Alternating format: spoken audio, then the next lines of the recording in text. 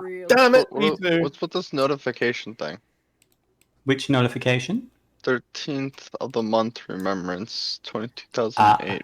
That's the in-game date and time. Yes, today is Oh. Rothday. It's the 13th of the month of remembrance in was the like, what is this? 2018th year of the post-Union era.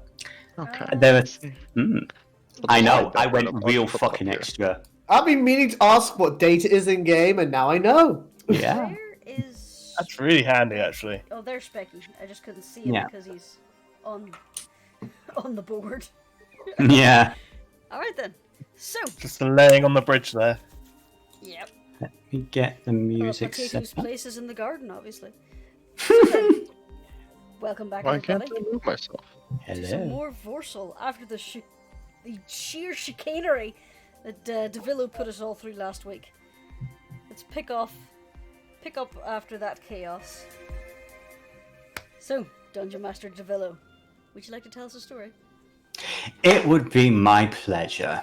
So, welcome back to the Voarcel, everybody. And last week we enjoyed a little bit of culture, a little bit of art, when the party decided to, well, first of all, they learned some interesting things in regards to the shady figures that were behind all the mayhem and destruction that was going on throughout the city. Apparently, a splinter group of rat folk, yes, the joke was deliberate, known as the Vrixus, a bunch of Veril who are trying to undermine the tenuous peace that's been going on for the past 400 years in the city. Basically, they won open war because, quite frankly, they got the numbers and they think that they can win.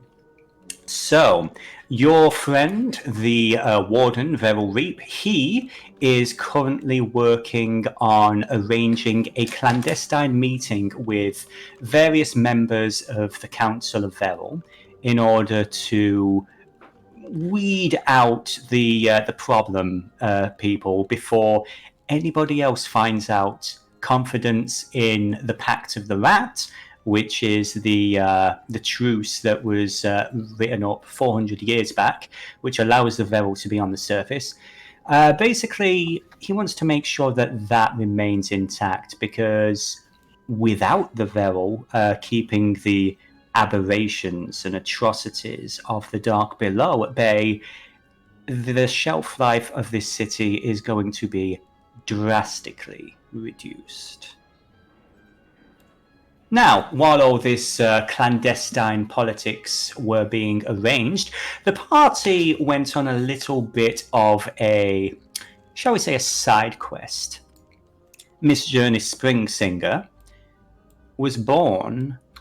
Well, have we actually explained Jurnis's unique situation in game?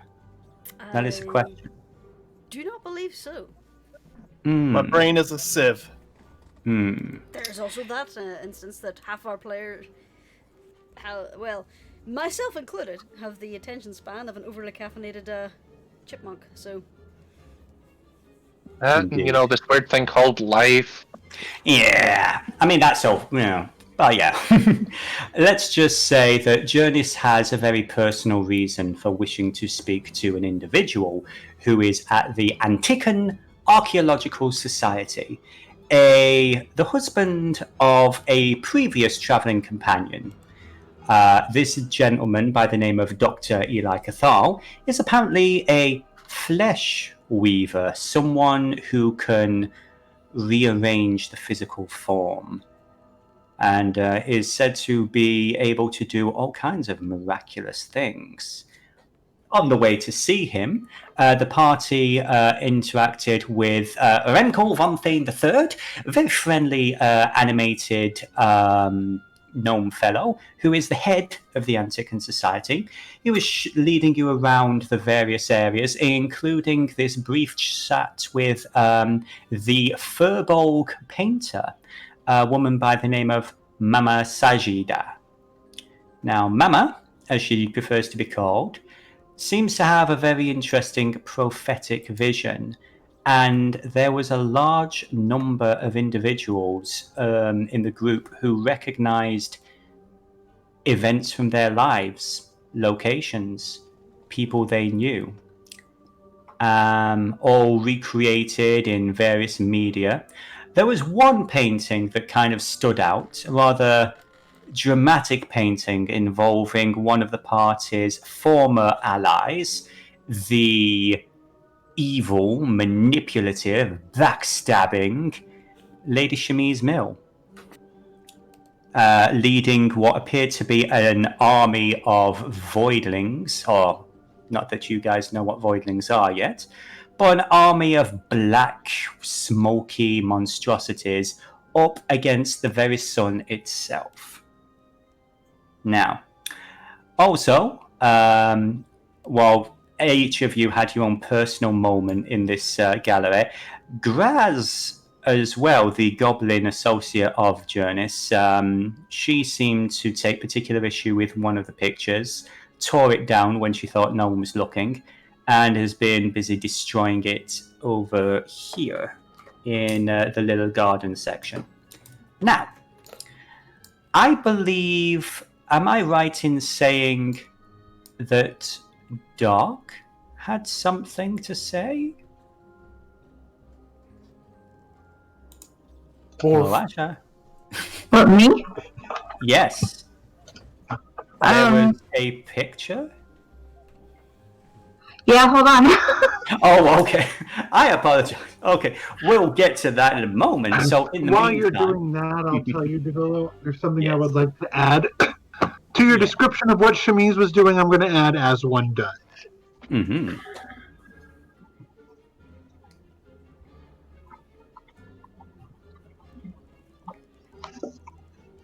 Yes. Did we lose it? No. That's all I was going to say. Oh, I am so sorry. Okay. Right. I was just saying, what you described what Chemise is doing in the painting, and I said, as one does, because there's nothing abnormal about any of it. Oh gosh, no, completely normal person. So, as the party is wandering around and looking at these various paintings, and was there anyone who wished to do anything before we proceeded? Was there anything we didn't have a chime for last week? I love this language mod. I just want to say, I saw Skullface and Seethe speaking in Goblin, and I thought to myself, that's weird, I can't see it.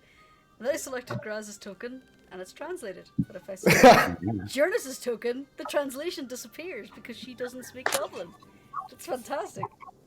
But anyway, sorry. Technology.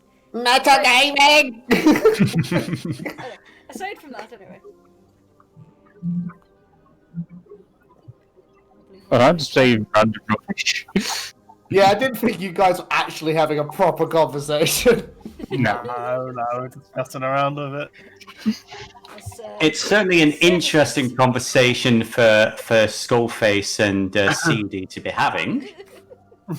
It's kind of hard to video. Goblin adages. I like what Chemise's language looks like. I like the text. It's one of the Skullface's father always said to him. Yeah, I was very proud about the one about the potato as well. It's oddly appropriate, though you can't think why. I will say this just for the sake of it. As you're wandering around, you do notice in the corner, the most random picture of all seems to be a potato with a pair of glasses off to the side. It's like in an abandoned room where it's almost like the walls around it are like cracking, and you see all this light pouring in, like this multicolored light, all these different skies, and it's weird. I was hoping it was going to be like an Andy Warhol sort of picture. I can't see the potato. Potato with glasses. You can't see the potato? The Oh, game the says potato? paused and I can't see the potato. Oh, I'm so sorry. Yeah. Here we go. Let me unpause that. There you go. The potato is right there. Is the title of the potato painting, This is not a potato? I don't know. Who can speak giant? C'est ne de pomme de terre. Why is it written in giant? there's a potato. Now I can select the potato. That's, well, most of the titles, not all of them, but most of them are written in Giants. And then you have a translation underneath in Common. The translation under the potato picture simply says, oops.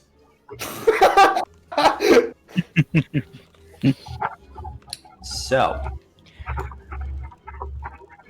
Almost done, come on. Not a problem, not a problem. I'm a dumbass and I forgot, like, everything, so It's all good. I decided to rearrange the living room instead of, doing things I was actually supposed to do.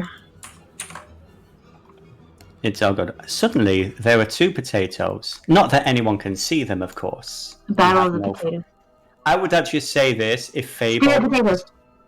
I would say you would notice Dog looking a little bit confused at the flying potatoes that no one else can see.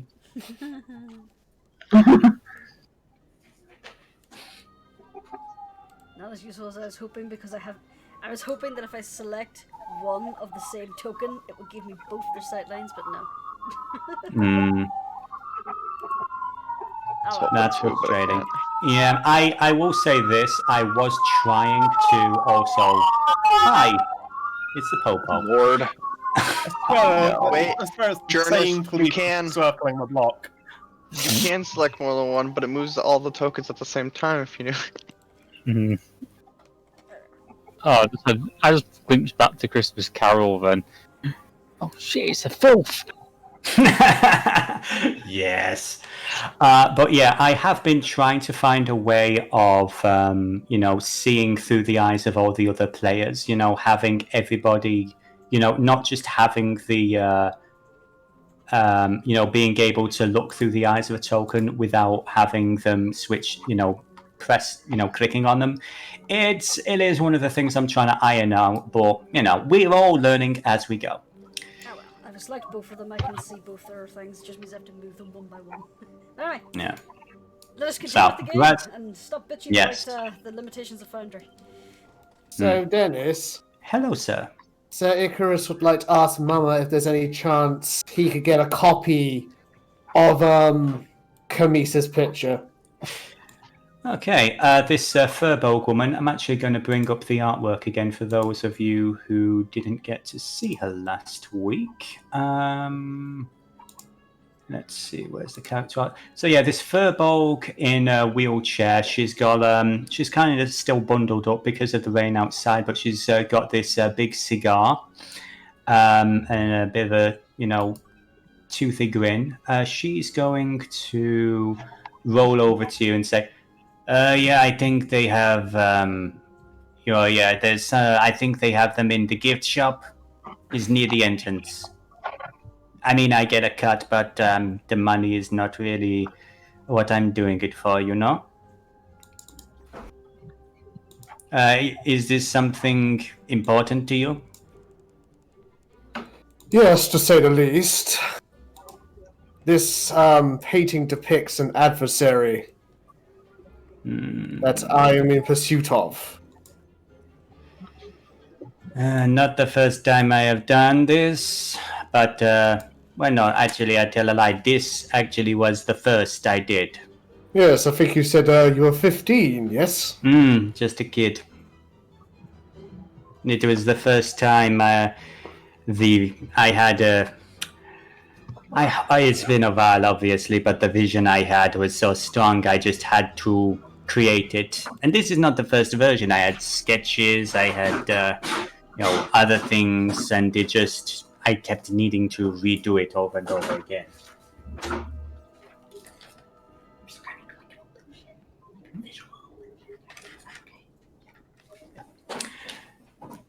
But yes.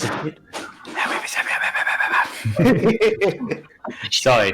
We don't want to interrupt your furtive muttering. No, sorry, I'm just thinking about something else, It's like, this is a really good cigar. You want one? You smoke? No, thank you. She looks over her shoulder. Ah! You're a man of taste. Come here. And she points over to Tahu. It's okay. He's going to try and identify the tobacco from the smoke. She's right over here, this lady here. Alright, I'm so sorry, Seethe, you cut out a little. What did you say?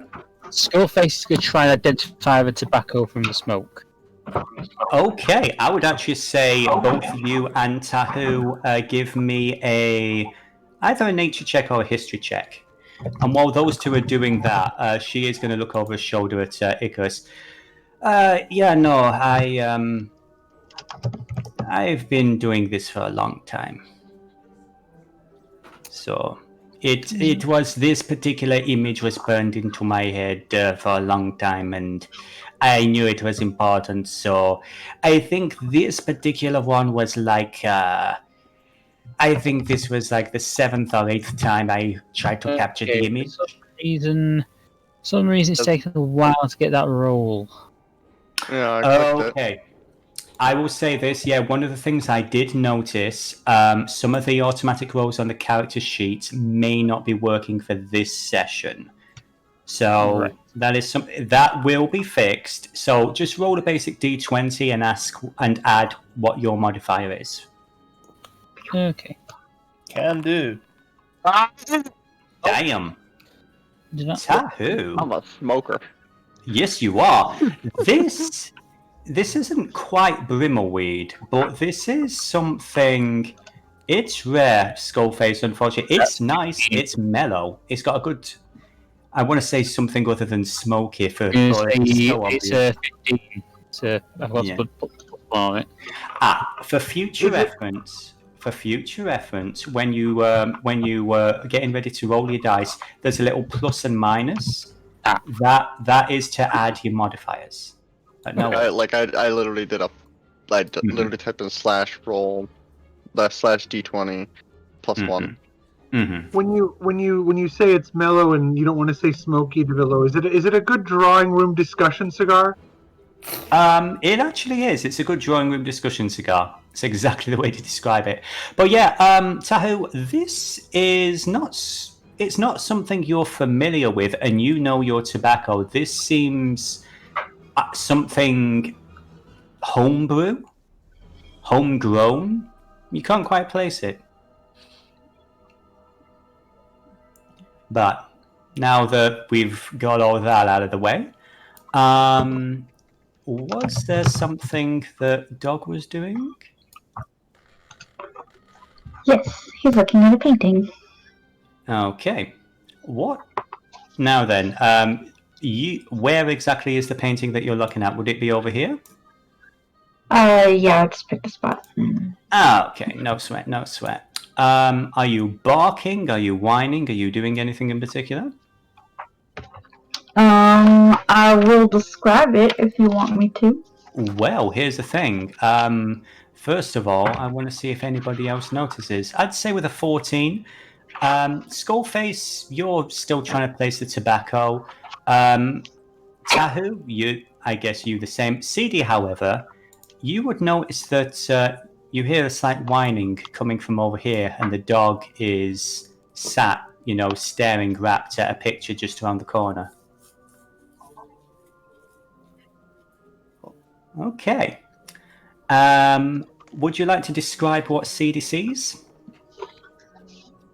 Yeah, sure. Okay, I wrote a thing. Okay. At first glance, the portrait appears black, lit only by a crescent moon glowing brightly in the center. Upon closer inspection, two forms emerge from the dark. The first is a Tiefling Woman, her back to the viewer. Long horns wreathed in decaying flowers and a crown of thorns. Light-colored hair tousled around pointed ears falls in waves down her back, with a single braid dressed in twigs and sparkling beads. She wears a lace dress, the skin of her arms and back barely visible through patterns of roses and scrollwork. It's reminiscent of a wedding dress. You see her from the back, but she appears limp, her neck exposed to the creature holding her tightly, facing the viewer. She emerged suddenly, like a phantom, eager to remind you of her presence. You realize the moon is a part of her. From the shadow there is a chin and mouth, black lips and sharp teeth, a hint of decay present at the corners of her mouth, black fluid dripping from her chin. Her shoulders and partially exposed chest are covered in melted wax. A wreath of candles appears, all lit and half-melted. Her arms are black and wrapped tightly around her tiefling prey. The places she has touched are black with stains. Her body disappears into the dark, faintly glowing eyes visible from the inky blackness. The creature doesn't have eyes, but the energy emitted from the painting feels threatening and immense. Dog feels a pressure in his eyes, his snout, and his chest. He growls low, but he pants heavily, saliva dripping from his jaws onto the floor. His tail tucks between his legs and his ears fold back, but the scruff of his neck puffs upward. He is transfixed, unable to move, silently daring the specter in the painting to move. And that's it. Okay. Seethe and Dog, I'd like you both to give me wisdom saving throws, please. Okay, there was just a...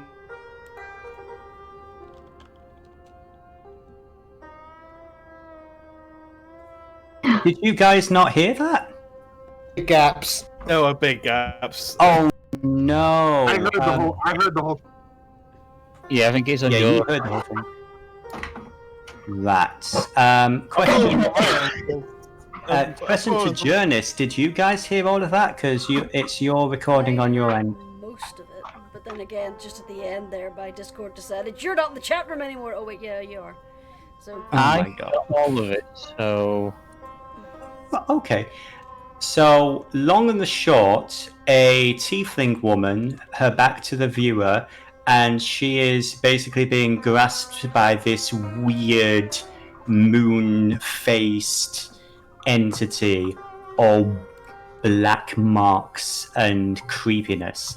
And I asked for both Seethe and Dog to make wisdom saving throws. Okay. I forget, how did you saving throws on this one?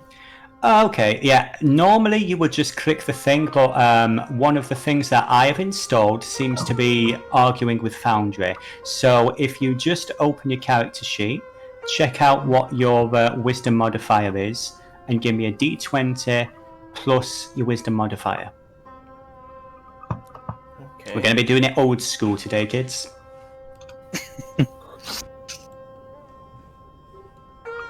Excuse. I now can only think of Fat Princess. Unfortunately, I don't get the reference. Oh, it's a bit where the king and we're doing this old school. Does that mean we're quitting, sire? Did I get a wisdom saving throw from Dog? I'm trying, it's not... Yeah, just roll me a d20 plus your wisdom mod. Right. The button itself on your character sheet, for whatever reason, is not working. It is an issue that will be fixed for next time. Okay, I just gotta figure out how to roll dice on here, sorry. Yes, the dice roller is at the bottom. The d20 is, you just mouse over. Yeah. I'm an idiot, sorry. And then you add whatever the modifier is at the bottom, where the plus and the minus is. Okay. I'll get it eventually. There we go. Okay. Oh no. Okay, both of you feel a slight... Your vision seems to just go for a second. You feel lost in the details of the painting. There's, as the description said, a very intimidating energy to this one in particular, and you come to and yeah, fine, it's just a painting. Sinister, creepy, but what can a painting do to you?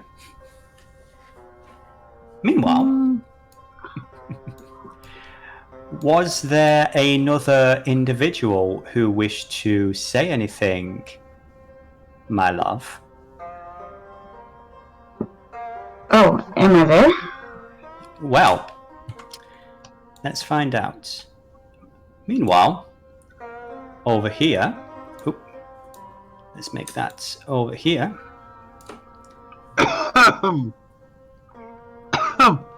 So, while all of this has been going on, we cut over briefly to literally the other side of the room, where an older-looking gentleman is chatting to a young girl, Elven. Would you like to describe your character? Yeah, sure.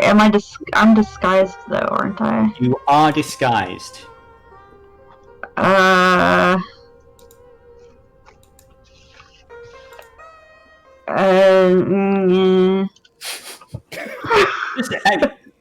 You may, like I say, I look like I work there. you look like you work there. Just a completely normal-looking elf girl. She's just like any of the other workers. And this elderly gentleman just, it's basically like one of those clandestine sort of meetings where both of you are sat on a bench, you're looking at paintings, and you're not exactly addressing each other. But he's going to, slowly pass over something next to you. Says, well, there you go. I suppose that should be enough for the next day or so. Was there anything else you needed, my dear?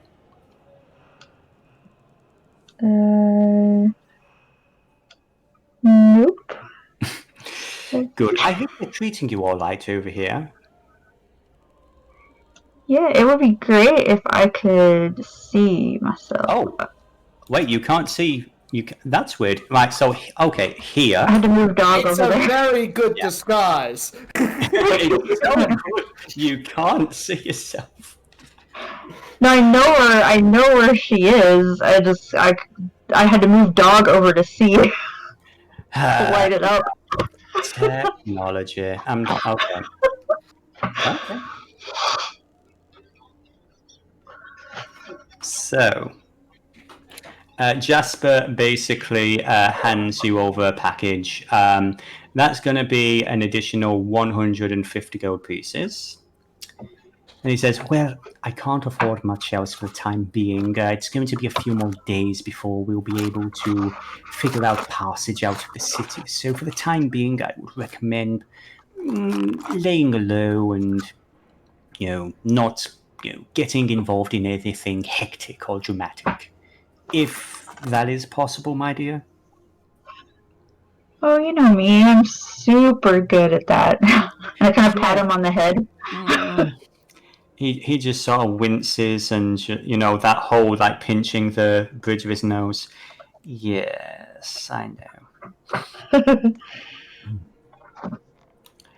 But yes, your family is, most of the stuff that we recovered from the Siren Charter has been redistributed. One or two pieces in the museum itself, and the more important things, of course, I believe you have on you. Is that correct?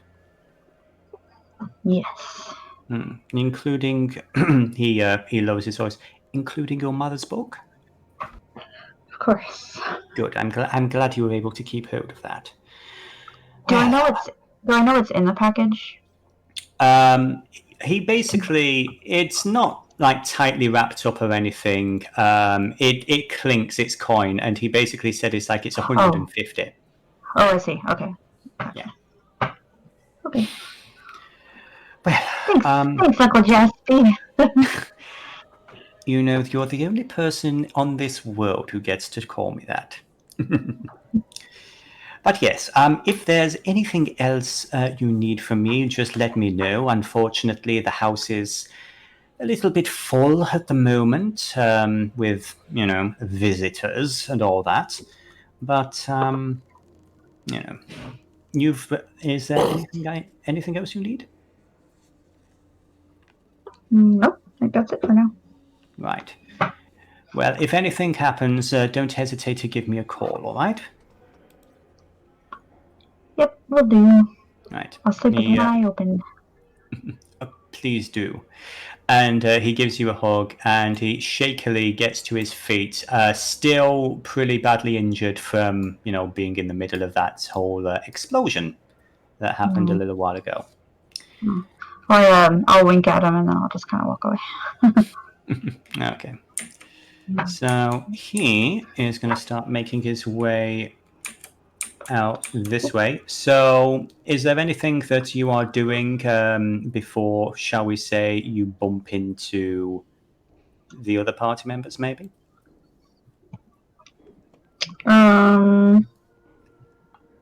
I guess I'll just kind of go like the long way around to look as inconspicuous as possible. You know, just kind of look at the paintings and stuff, and then kind of just like work my way around the building, I guess. Mm-hmm. Like I wasn't just plotting something. Yeah. No, you plotting something? Never. Okay. That's it. So you move around this way, I assume? Yeah, I try. Okay, there we go. Ah, there we go, there we go. So, Jurnis, as you're keeping an eye out for Graz, you see this this young girl who seems to be one of the people working in the gallery. As we said earlier, what exactly did your character look like at the moment? When we say disguise, this was not a magical disguise, was it? Oh no, I guess it's not. I guess. So, is there like a uniform? Does the museum have like a work uniform? They kind of have a basic apron. You know, it's a purple apron with some gnomish writing on it. It's like the Antican seal. Okay, then I guess she has on like she has on the apron, and then underneath kind of like a black, black shirt and trousers, and like her black hair is like off to the side and like braided, and she has glasses on, so she looks like a androgynous nerdy person that works there. So got you. Jurnis, give me a, let's call that an investigation check, please. Sure. Investigation. Roll. Yeah, again, as we've said, it seems like none of them are working. I hope the flipping attacks are going to work, otherwise we're going to have an issue. The attacks are working. Thank goodness for that. Okay. At least my unarmed strike worked anyway. Excellent, excellent. Mm-hmm. So, was it 20? Say that again, I said? I was just going to make a random roll for a random skill and see if it went through. Yeah. I've already tried. Yeah. A modified 20. Okay, a dirty 20. As you look around at this worker, you sort of blink, tilt your eyes. Yes, it is Aja. Why am I not surprised you be lurking around here? What have you got your eye on this time? She just kind of grins and looks around. It's like, I'm just looking at paintings. I don't know what you're talking about.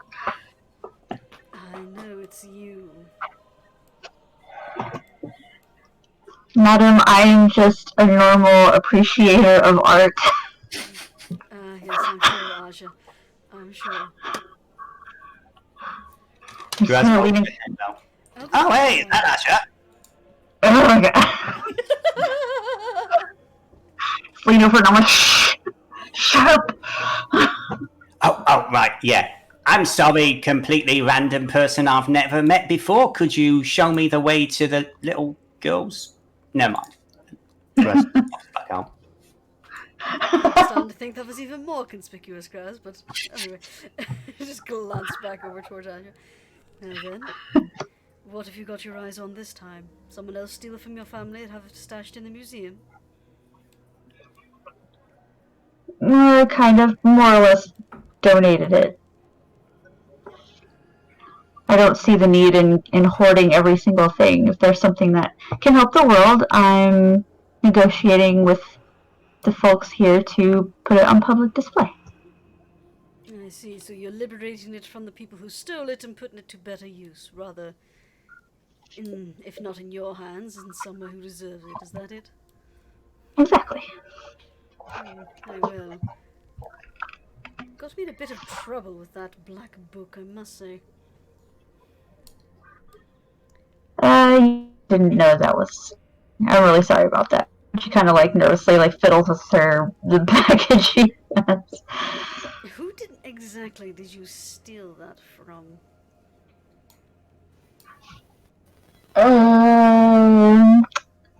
Husbands. I don't Yes. remember.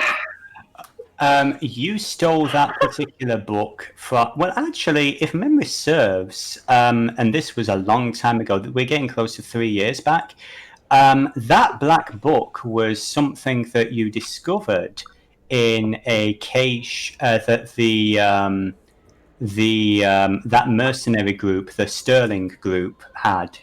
This was back when you first met Eliath and a bunch of other people. You'd been tracking it for a while, and you did know that someone working for the Silent Charter had grabbed it. And there was the whole thing of you guys realized that the Sterling mercenary group had been hired by the Silent Charter to steal and procure various, arcane items. The black book somehow wound up in that pile. Okay, so I'll just say I stole it from some asshole who didn't need it. This is accurate. So you have no idea who had it before they did? I would say you do know that the people in regards to the other black book, the draconic one, that was the head of the Silent Charter, this elf dude by the name of Vilgo Ferreira.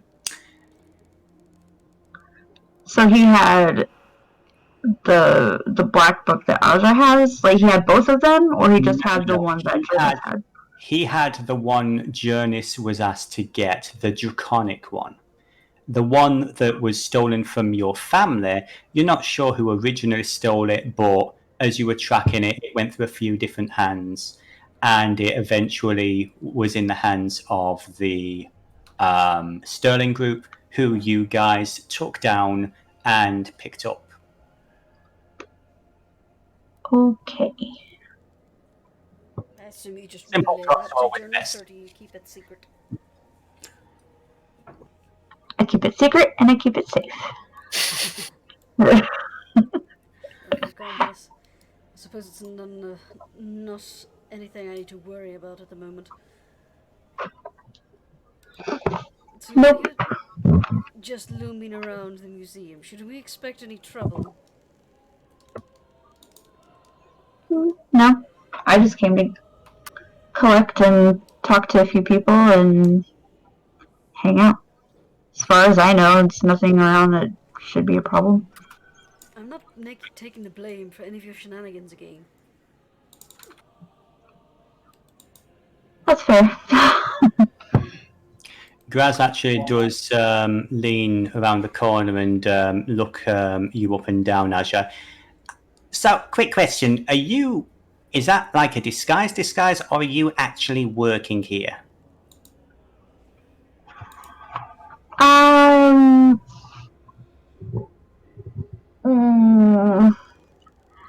guess I sort of work here, but not really. How does that work, if you don't mind me asking? Just one professional to another. I don't think we properly had a conversation, by the way, Grazneith. And she reaches out a hand to you. I'll lean down and kind of like shake her hand. And I'll just kind of sigh and be like, "All right, fine. If you have to know." Well, basically, I told them already. I said that I was basically donating stuff, and I was like, "They know I'm here." The guy who runs this place, what's his name again? The goblin guy. Remkel von Fane. You would probably call him Remy. Okay, yeah, let's pretend I know that. So, yeah, I work. Basically, I've been talking to old Remy about, displaying my family's stuff. And he knows that I'm here. He knows that I hang out here and that I come and check on stuff every now and then. And when I find something, I donate it. But for the most part, It's not like I'm getting paid to be here. Remy. Yeah, Mr. Rimfreckle Goblin Guy. Is You Jurnis mean- aware of who that is? You know what? Just for the sake of it, give me an intelligence check. I'm sorry. It's all good. No, I think that's on brand. It's all good. Intelligence. Because Jurnis is good at those. Yeah, Sarcasm. yeah. You start You know what? thinking I'm more. going to be sarcastic more often. Yeah. I don't know how it's possible to be more sarcastic, but I will be. Yeah. You realize, Is that okay. a sarcastic statement about being sarcastic? You know exactly who she means. Your hand is still kind of got like a slight tenderness from his grip as he dragged you around in a really animated fashion. Ah, right. The excitable museum master. Fair enough. Yeah, that guy. Well then, I suppose if Graz is finished, Yeah, I checking finished. the pond, we'll move Yeah, on. fish. Yeah, I like fish. Very well then. I would say, Azure, with your passive perception, you notice a few scraps of paper floating on the lake behind her. Oh. I want to see. Sorry.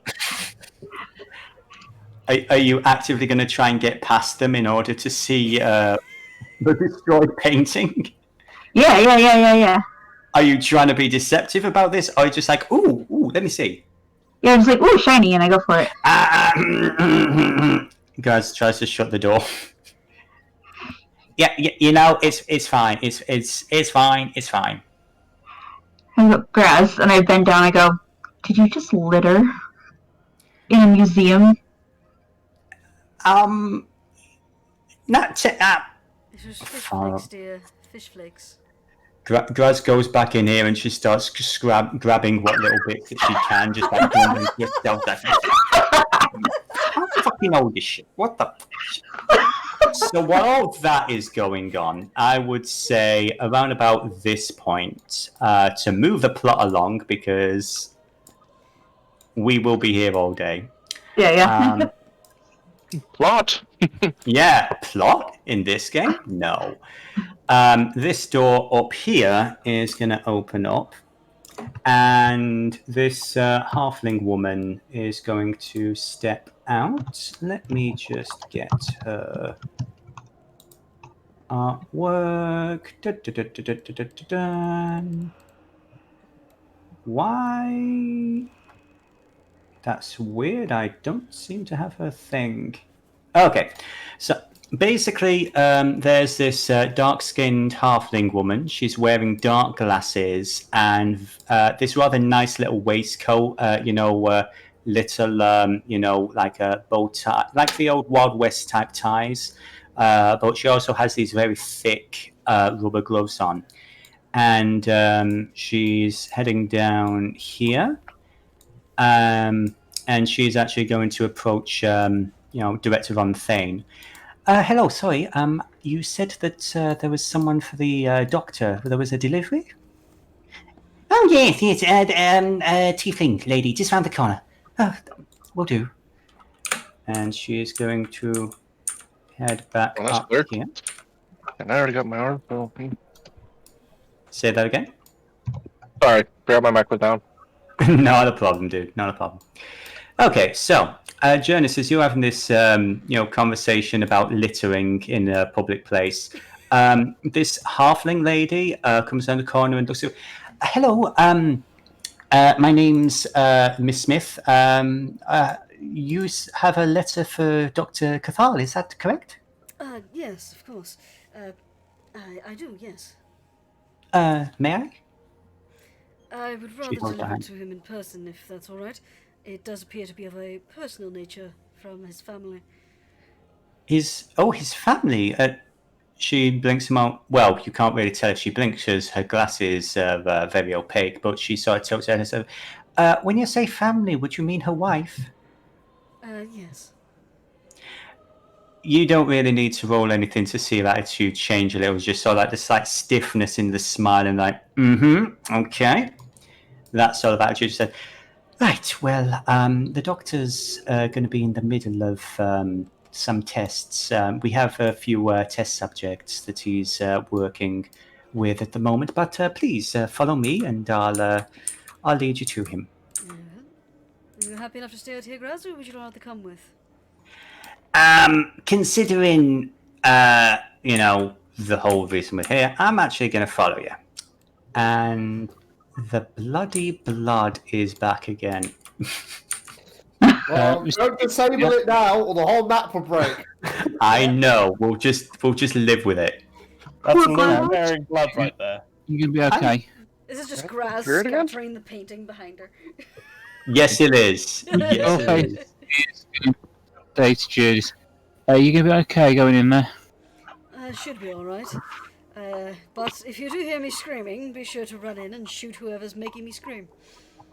That, which you said rather loudly, this halfling woman just looks around her shoulder at you a bit. That won't be necessary. You're more than all welcome to wait in the waiting room. Where we have facilities if you need them. This is a hint that you might need to be close at hand. Yeah. Caw, meta pigeon. She's gonna. I'll come wait in the waiting room.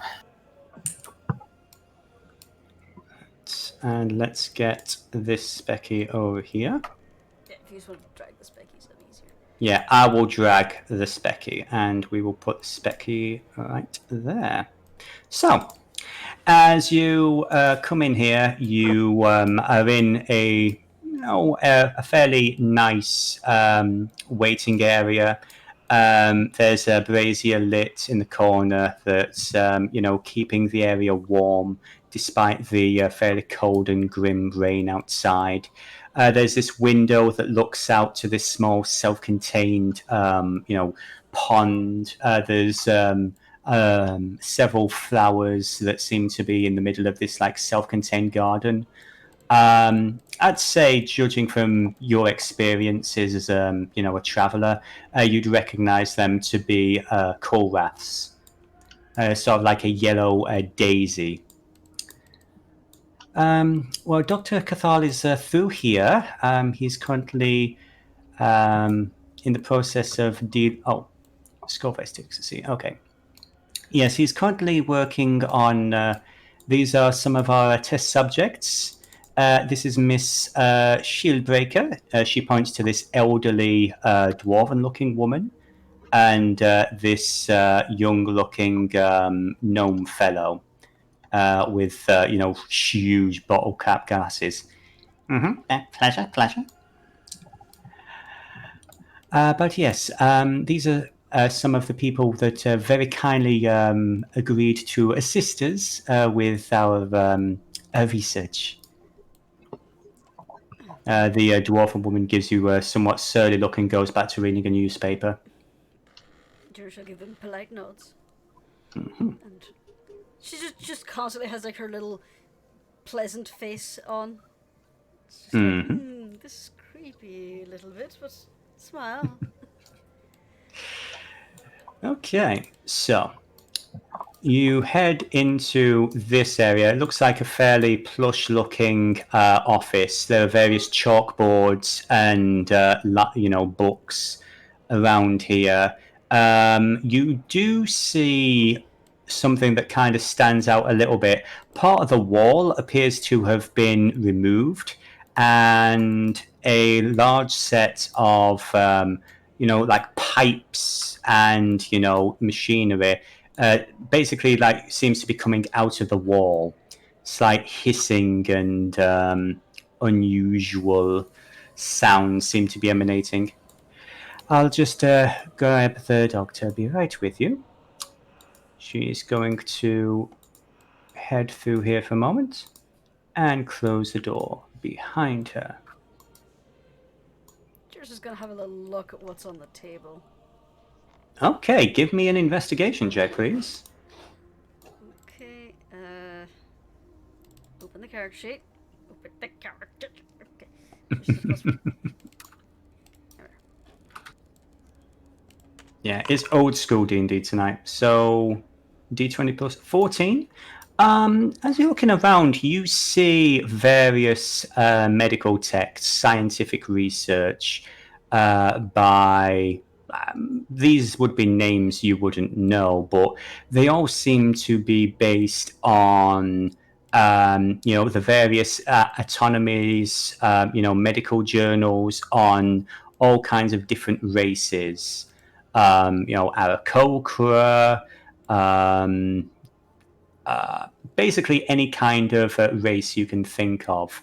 And as you're looking around on the chalkboard, you see various notes involving missing limbs, cellular regrowth, that kind of thing.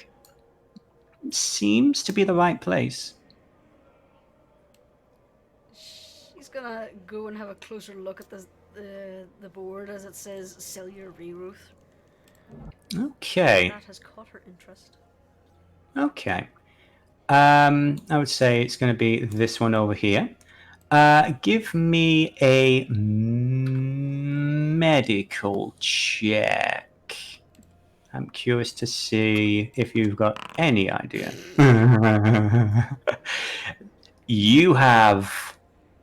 You spend a good 3 to 4 minutes staring at this. You read it one way, then the other, back to front, up and down. And Look at this. He's trying to add together letters. Who puts letters in math? you know what? I have no idea. Are you sure this guy's a doctor? Supposedly. His wife spoke rather highly of him, and considering he has offices in this museum and other candidates, I would assume he's legit. A B minus. That's not even a. Meanwhile, Try there, you blind get. Meanwhile, over here in the waiting room, what is the rest of our heroes doing? By the way, so I see, Ang and Tahu, did you join the rest of the group in the waiting room? Or were you looking around the paintings some more? No, Angwater joined him. Okay. I was just tabbed away. No problem, no and problem. Eating. Okay, wait, who's bleeding now? Or is it just Jurnis? Or is it, just Grass? And eating. Eating. Oh, okay, my apologies. Okay, so as you guys are in this, this really nice, warm, comfy waiting room, you do see this older dwarven woman, looking around you with a little bit of an irritated humph. I mean, if you're looking for the money and everything, you're not getting it. We were here first. Skullface has been discreetly just checking his guns, make sure they're okay. When you say discreet, what you're saying is you're hanging around in a doctor's waiting room, idly checking your handgun. No, he's got them they're still in the holsters. He's just basically kind of looking inside his jacket, sort of maneuver. Okay, give me a dexterity check or a stealth check. Let's see. Dex or stealth? 1 second. Sleight of hand, though. Oh, sleight of hand, even better. There you go, sleight of hand. Thank you, Cream. Thank you so much. Sorry, I know these things. Yeah. Oh, believe it or not, we do too. It's just there's a lot of spinning plates. Sleight of hand makes the most sense for that skill. Yeah. This one here, she's just glaring at the group in general. This gnome gentleman starts to look a little bit alarmed. Excuse me, just a moment. And he's going to go over here and start whispering to this woman here. And they both sort of look over you, look at each other. Basically, he was not really paying attention to. He was just busy checking. Yeah, the rest of you do notice that these two have kind of... I would actually say they're both sat next to each other now, and they're keeping a very close eye on the rest of the group. He needs to put his mask back on at this point. And he's wearing a skull mask. Okay. Yeah, you've gone into a doctor's office, you're checking out your handguns, and you're wearing a skull mask. I love this. I love this so much. Okay. That kind of derails a few things, but in the best way possible. I love it. Meanwhile, back up here, I would say after a moment, Miss Smith is going to come through, lock the door. Now, you said you had a letter for the doctor, yes? Yes, I do. Have you met Dr. Cathar before? I have not, no. I've only been told of him by his wife. Now, what has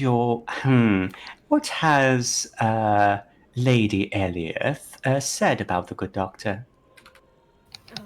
Mostly she described his work.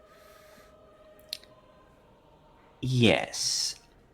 But aside from his work, what is it exactly that you would know about the doctor himself?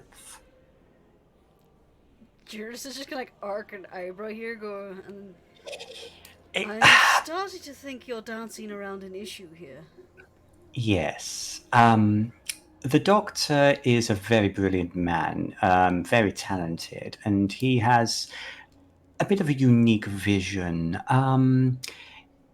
He does not believe on experimenting on anyone unless he knows it's going to work on himself first. As a result, some of his earlier experiments left him looking a little bit unusual, shall we say. It's made going out and about in the city somewhat difficult, hence the reason he employs me and various other people to do various day-to-day things for him. But I can assure you, he's a brilliant man. He's certainly helped me out. She actually is going to flex her hand. A year ago, I had lost my arm, and this was just nothing there, you know. And thanks to him, I'm back to my old self, pretty much. It's been a new lease of life. Jurnis wants to basically have a good look at the arm she's showing off. Okay. Oh, Jesus. That's a 4. So what was it you were actually rolling there? Was that insight, investigation? Perception. It's hard to see because of the gloves that she's got on, but yeah, that's a hand. It's moving. He's just he is a little bit of a lot when you first meet him. So I've met a few bombastic personalities in my day. I'm sure I'll be fine. Quite. She just goes over and she's going to close the door. She actually does poke her head around and look a bit confused at the two patients having moved over here, and then she'll close the door again. And she'll come over here. And Dr. Cathal, this lady's here to see you. And let me get this going. And you just hear this, yes, what? And charging. So this is what charges at you at high speed. This tall, disturbingly tall, you don't know if human is quite the word, figure is the best way to describe him. This large handlebar mustache, this wiry, mad-looking hair, ridiculous-looking goggles, bright blue skin, and also conveying him across the roof, because his legs don't seem to be working at the moment, is 4 large blue tentacles. Hello, my name is Dr. Kafal. So you've seen my Ellie. How is she? How's Ellie? And one of the tentacles just grabs you by the hand and starts shaking it furiously.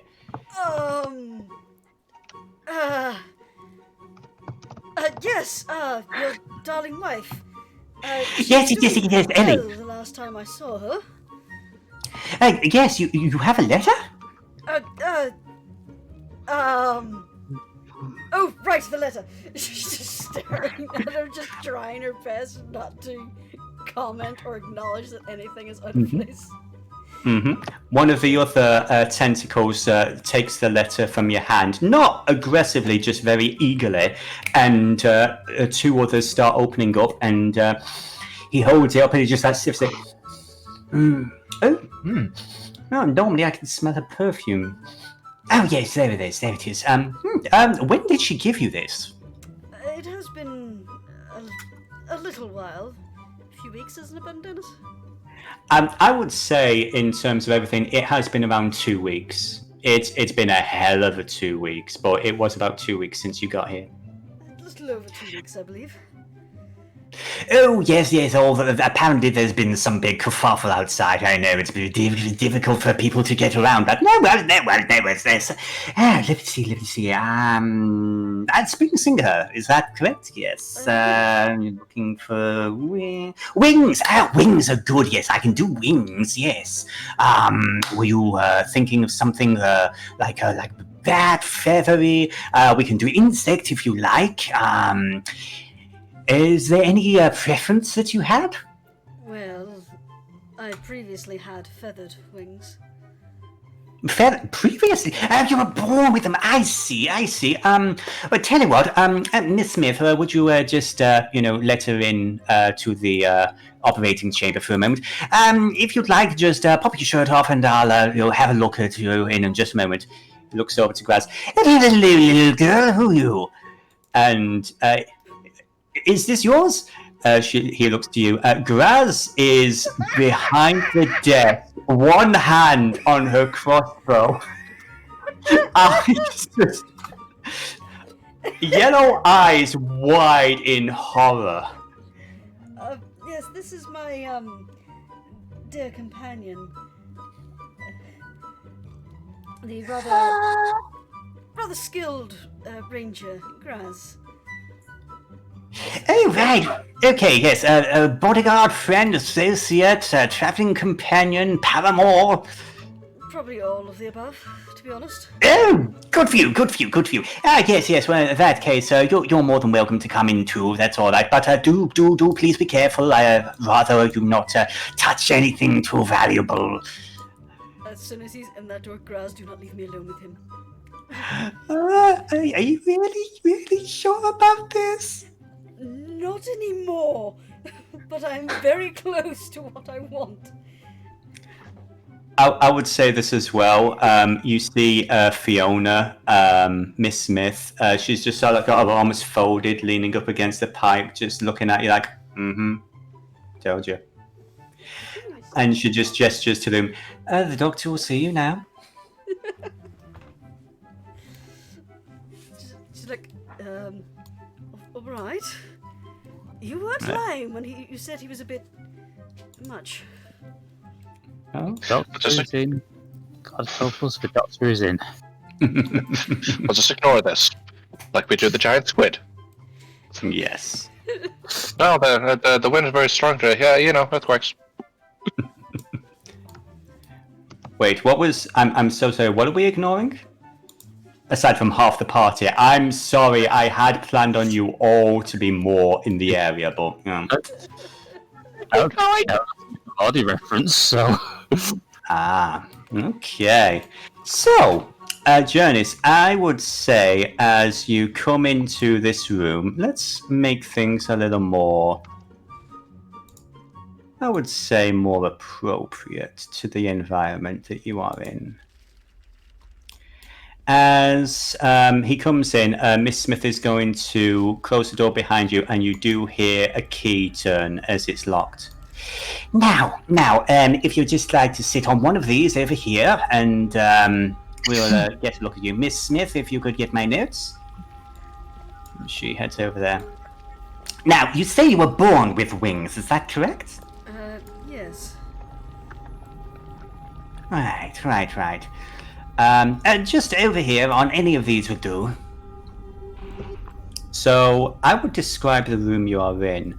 The piping that you saw spilling out earlier into the office is connected to a large machine. There are various pipes, some clear, some not so clear, filled with various viscous fluids. You can only assume it's machinery, but fluids, but you honestly have never seen anything of its like before. In dominating the room, covered by heavy red curtain, is what appears to be a large glass tank of some description. Can't quite... I would actually say, though, to be fair, from that angle, the fluid seems very thick and viscous, and most of the machinery does seem to be connected to that. Dangling from above the curtain, leading out from the tank, are several, basically, the best way to describe them are IV drips. Now, let's have a look at you. He's basically going to do a very cursory medical check. He's going to ask you to lay on your back as he checks the scars. Lay on your stomach. Mm-hmm. Yes. On your back. On your stomach, sorry. So he can see the back. I don't need to know anatomy. He's the doctor, not me.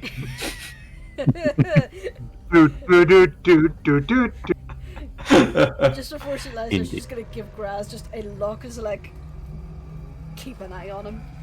Mm-hmm. Again, she has one hand on the crossbow. She's not taking it off. Then Jurnis will slowly die down, just keeping an eye on him. Mm-hmm. Okay. Incidentally, do we have a specky in here? I kind of lost track on all the yes, speckies. there is a specky in the corner. In the Good. See, even the DM can't see the spectator. Anyway. Yes. Oh dear. Ooh, this looks rather painful. Let's see. Childhood injury. Well, the good news is, trying to, gift you something from scratch takes a little bit of work. But when you actually do trying to regrow pre-existing limbs, it's so much easier. You do need to have a little bit of a... the flesh itself does need to be made a bit more malleable and everything, but once we've done that, we can sort of kickstart the memory of where the wings used to be, and we can hopefully try and grow them back. Of course, some side effects. I mean, he just gestures to himself. Well, yes, I mean, I was going for green. It's my favorite color. But, blue, nah, not so bad. Colours aside, is there anything else we should be worried about?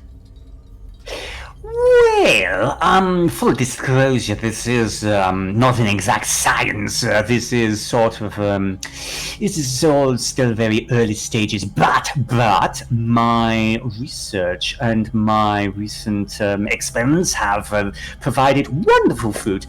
Actually, Miss Smith. Yes, Doctor.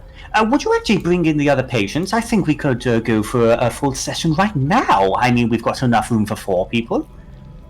Yes, I think that shouldn't be too much of an issue, Doctor. And she is going to head this way. and out here. Wait, yes.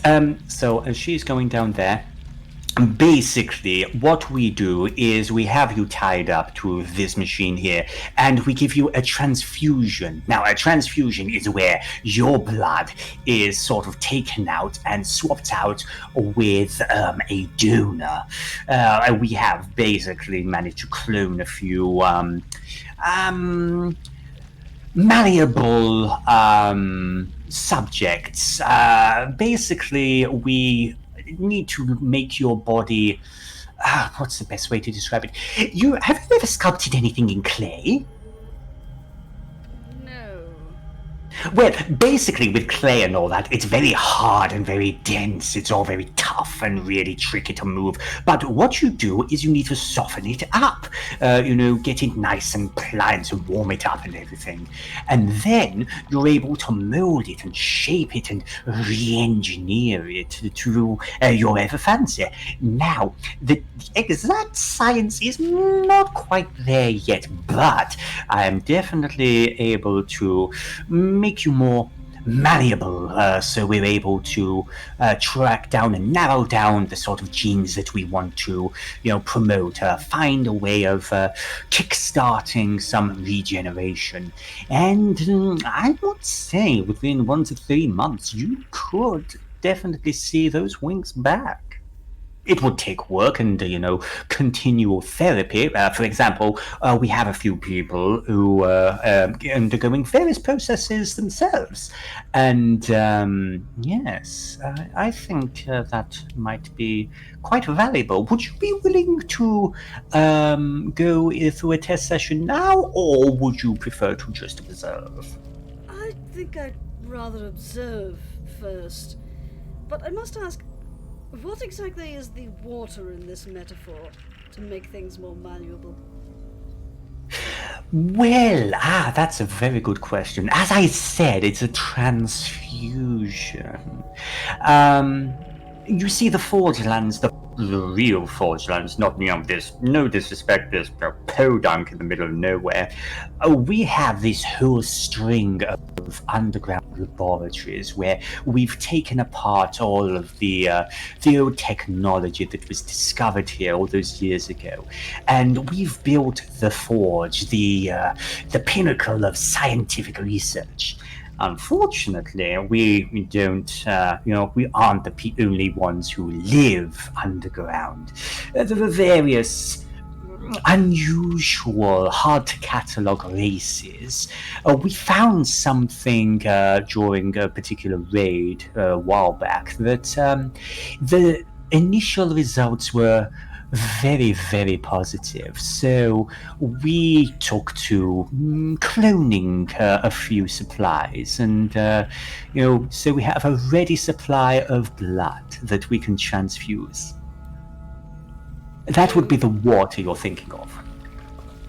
You're thinking of putting the blood of some underground creature to mess with the building blocks that make up my body? Oh, no. I'm going to put cloned blood of a weird underground creature in order to... That's just completely different. No. This has been engineered. We were able to remove quite a lot of the... if we just use raw blood, oh no, that would be terrible. That would be a terrible idea. No.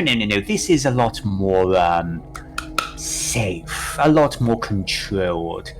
Trust me, we've had, excellent results. And he just gestures to himself the tentacles. And Miss Smith, of course, she's been, a reach. Like when she came to me a year or so ago, she had lost her arm and everything. Complete regrowth. You can't even see the scales. Sorry, scales. Meanwhile, over here, I would say at this point. So while all this has been going on, I notice a couple of side conversations. What has the rest of the party been discussing in the waiting room? Sir Icrius is very concerned at how long this has taken, and he has a very bad feeling. Skullface kind of started to get a bit fed up when Icrius started pacing around the room, so he's gone back out into the gallery to basically finish off his cigar. And Okay. Seethe is, after trying to calm Icarus down and failing, she's going to try and reassure Sir Icarus by sneaking in and listening into what's going on. Okay. Okay, we'll do Skullface and Tahu, and then we're gonna do Seethe and her sneaking. I'm just gonna smoke with Skull. Sure. Okay. As you two are smoking, you do notice this elven girl hanging around outside. Honestly, not eavesdropping at all. Okay. And I would say, Skullface, would you just give me an investigation check? Okay, 1 second. That's investigation D20 plus 1. Mm-hmm. A 12. Aja, would you please give me a deception check for your disguise?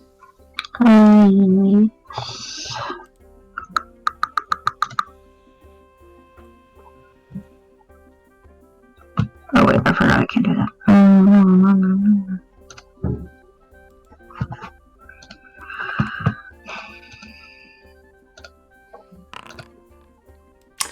Yeah, it takes you a second, Skullface, but you instantly recognize Aja. Skullface just kind of blinks a few seconds. He recognizes it, but I don't think he quite recognizes her from where from exactly. Fair enough. But he's just going to play along. He just goes, apologies, miss. We figured since Mama was smoking, it would be okay. Lighting up. Yeah, go for it. Okay. So you guys have a smoke. Never mind, she's too busy trying to listen. Okay. Okay. So where is it you're trying to listen to? Inside the wailing room? Oh yeah, that might help, maybe. Sorry, it was dark for a while. No, I'll just say she's waiting outside. She doesn't really seem to mind smoking, though. Not a problem, not a problem. Okay, in that case, Seethe, give me a stealth check if you would be so kind. Actually, I was thinking, like, these two are gonna definitely see me, aren't they? These, Yes, the two... Well, yes, these two individuals, they are staring...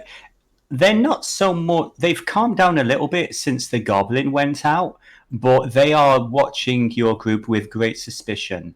The elderly dwarven woman, especially, you can kind of see she's sort of holding onto a walking stick in a way that looks like she's ready to take someone out with it. And really, the Arrocakkra in full plate armor stomping around the room in a tizzy probably didn't help. Yeah, she's... Yeah, they do seem to be a little bit concerned. Well, there's one thing I'd like to do first before Frux has her thing. Absolutely. Well, I try. Yeah, just the good old-fashioned divine sense, please. Okay. And what is the range on divine sense? That is going to be a...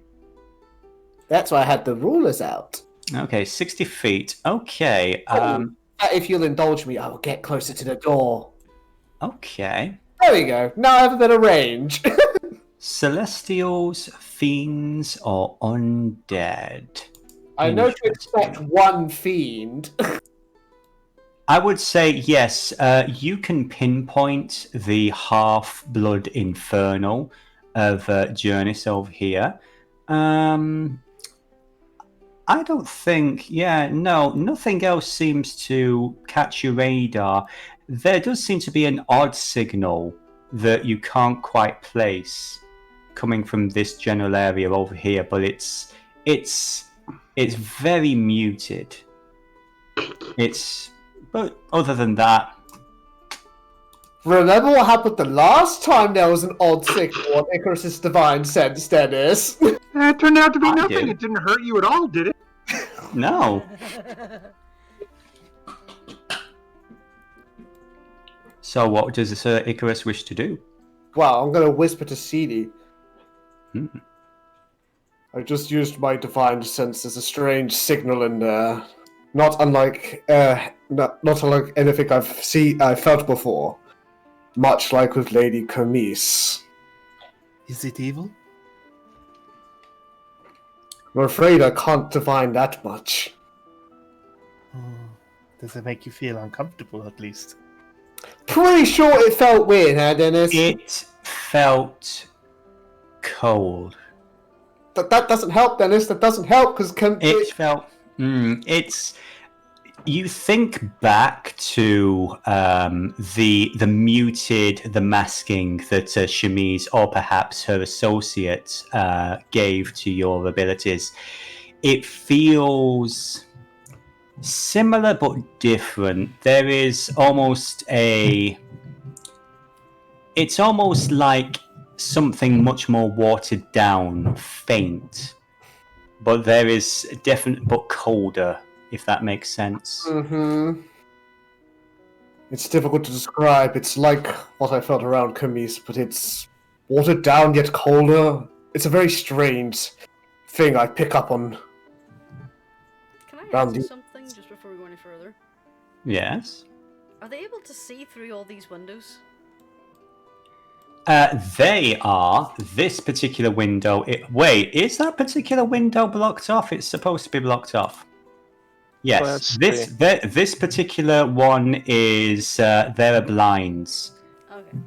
This particular laboratory is, not only are both the doors locked, all the blinds and all these windows over here are covered up. So from where Ang was, he would have been able to see Jurnis walk into the other room, or is that... Yes, he would have been able to see... basically anything round here. So he saw the crazy doctor. He did see the crazy doctor if he was looking out the window.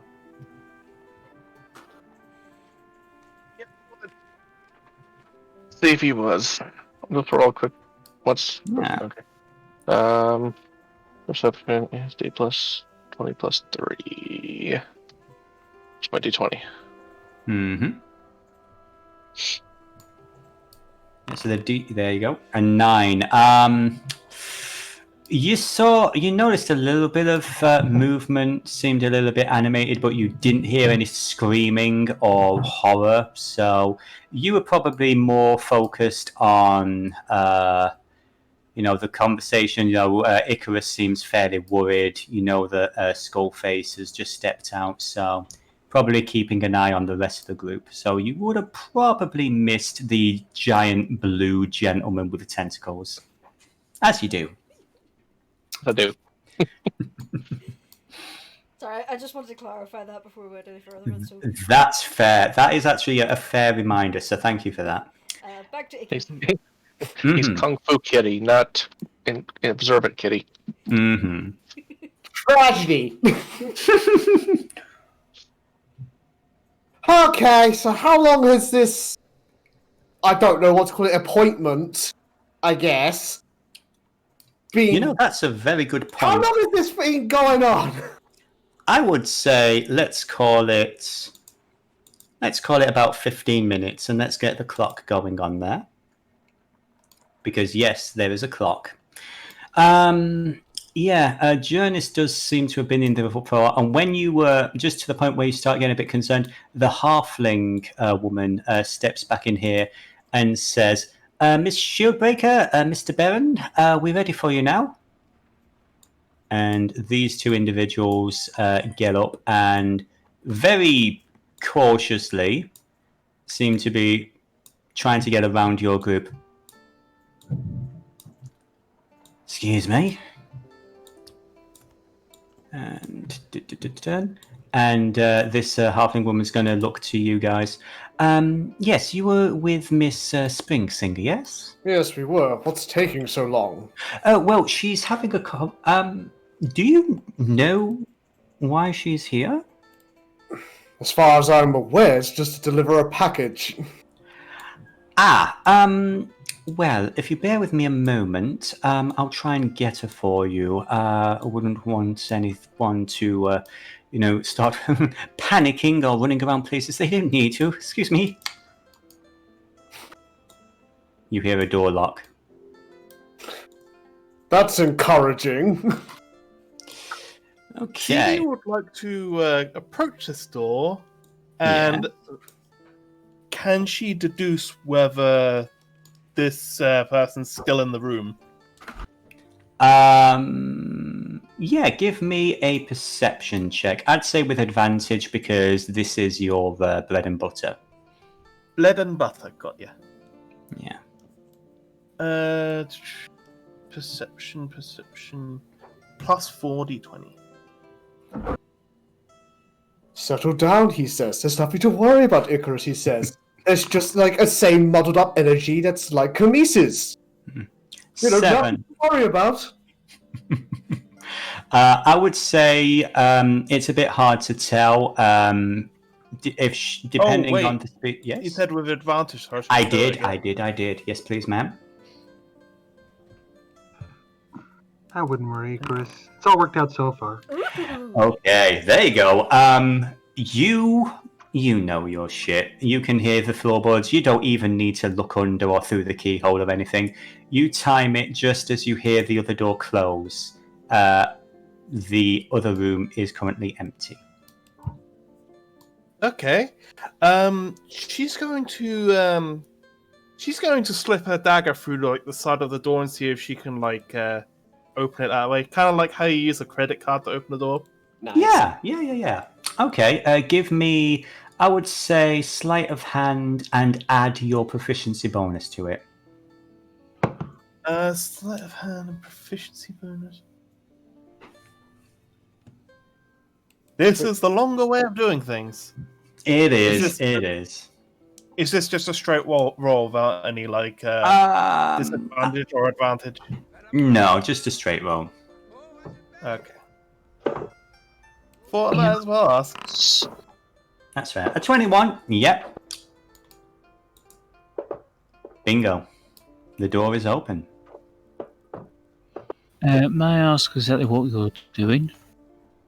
Getting to the bottom of this. If not for my curiosity, but Icrius's. Yeah, don't you remember the old phrase, curiosity killed the cat? My life is curiosity. And look how far I come. Look, Jurnis is in there probably... Look, the guy's a doctor, right? Sculptor. Yes, there's also a familiar energy source radiating from that room, much like Lady Chemise's. And she's only in there to drop a package off. And when we asked about her, they saw fit to lock the door. Yeah, have you never heard of a thing called doctor-patient confidentiality? Well, I'll take full responsibility. Okay. Right now, I'm more concerned about the elf out there. Can't place her. I would say, Azure, with your elf ears, you heard that. I see, so I tell you there's an energy right next to Miss Springsinger that's very much like Chemise's, and you're just going to shrug it off, despite the fact that the last time I felt this energy, it turned out to be a lich to be. Yes, very wise. Bye.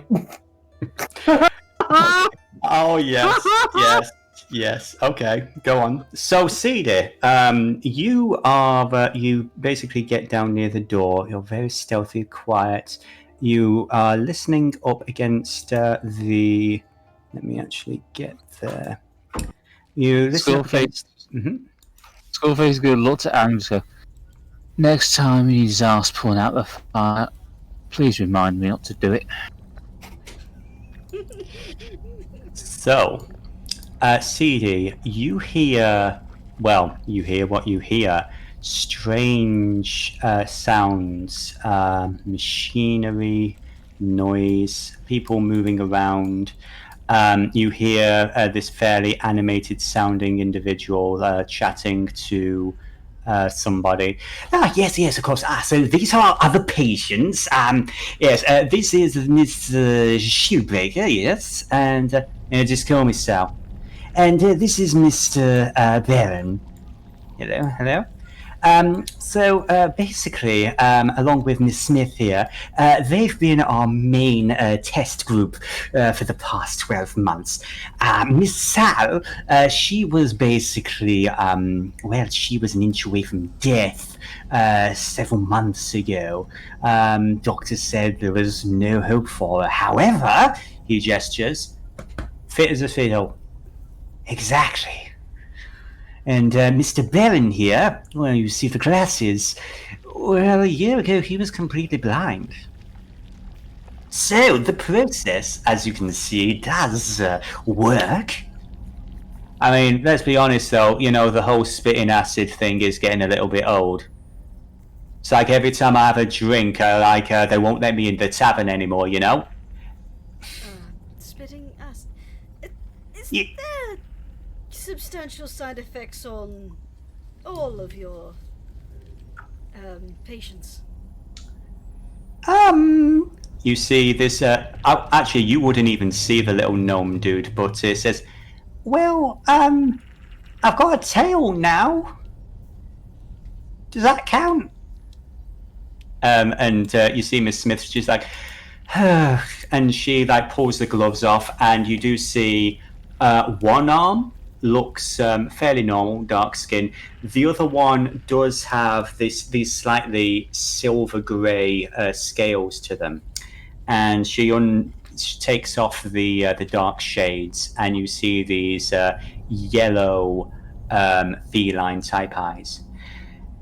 Now, I will admit, it can be a little bit concerning at first, but given the fact that, well, as you can see, the process does work, there are a few issues, I won't lie, but the doctor has been very good with us. He has helped us out quite a bit, and I genuinely think that we are getting close to, the more we can understand about the process, the more that we can refine it.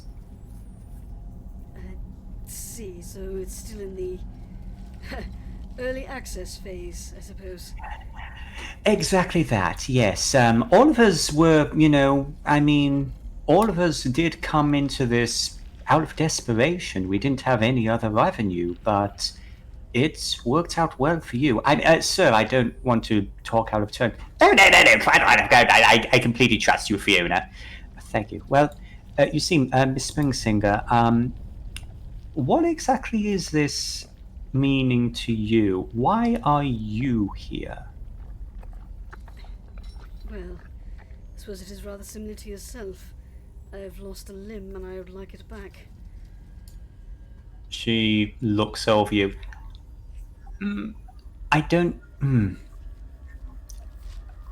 Well, you look fine to me, but you know what? That's probably from a position of privilege, unfortunately. What limb would this be? I used to have wings, my dear. Right, sorry. A bit rude of me. It's no problem. To be honest, I've been without them longer than I had them. But it has always been... It feels as though I'm conscious of there being nothing there. Yes. You're familiar with that feeling after you lost your arm. It feels like it's constantly there, and it's not. It's phantom pain. Yes, I'm aware of it. I actually helped Dr. Cathal write up a little thesis on it. He's taught me quite a bit about the process and everything. And there's no way to guarantee what, if any, side effects would occur. Well, here's the thing. Now, in the early days, I was, test case 0, I was, obviously I'm not going to do anything to anyone else that I wouldn't do myself, It was a little, unpredictable, but, with each continued, test run and process, we've learned quite a bit. Let me let me assure you, my dear, and he puts a very caring paternal tentacle on your shoulder. You're not going to grow something like this just out of the blue. Blue, you get no. But no, it's not going to be something like that. No. It's more, it is the malleability, it's part of the initial process. You will 90% likely to get your wings back. It is just depending on how long the process is researched, the particular genes, the particular things that we are looking for. The longer we work on you, the more likely we are able to narrow it down and remove any imperfections, but a rush job, of course, anything can happen. And after the regrowing process, that's it, it's done, it's permanent, nothing else. Well, there is, of course, you do kind of need to continue with the therapy for a while. It's so, how do I put this? We are injecting genes into you that your body would never have been used to before. It's like each one of us has almost like, in our blood is like a blueprint. It kind of explains how, how parents, their children kind of look similar.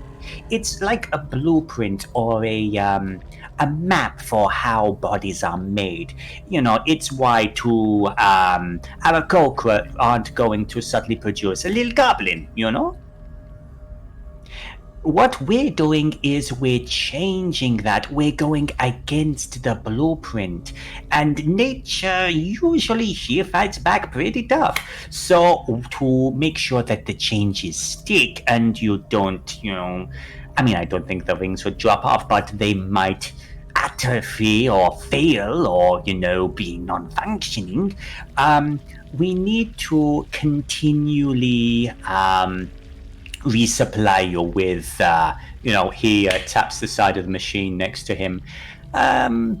You need a steady supply. On average, I think about a year's worth of treatment.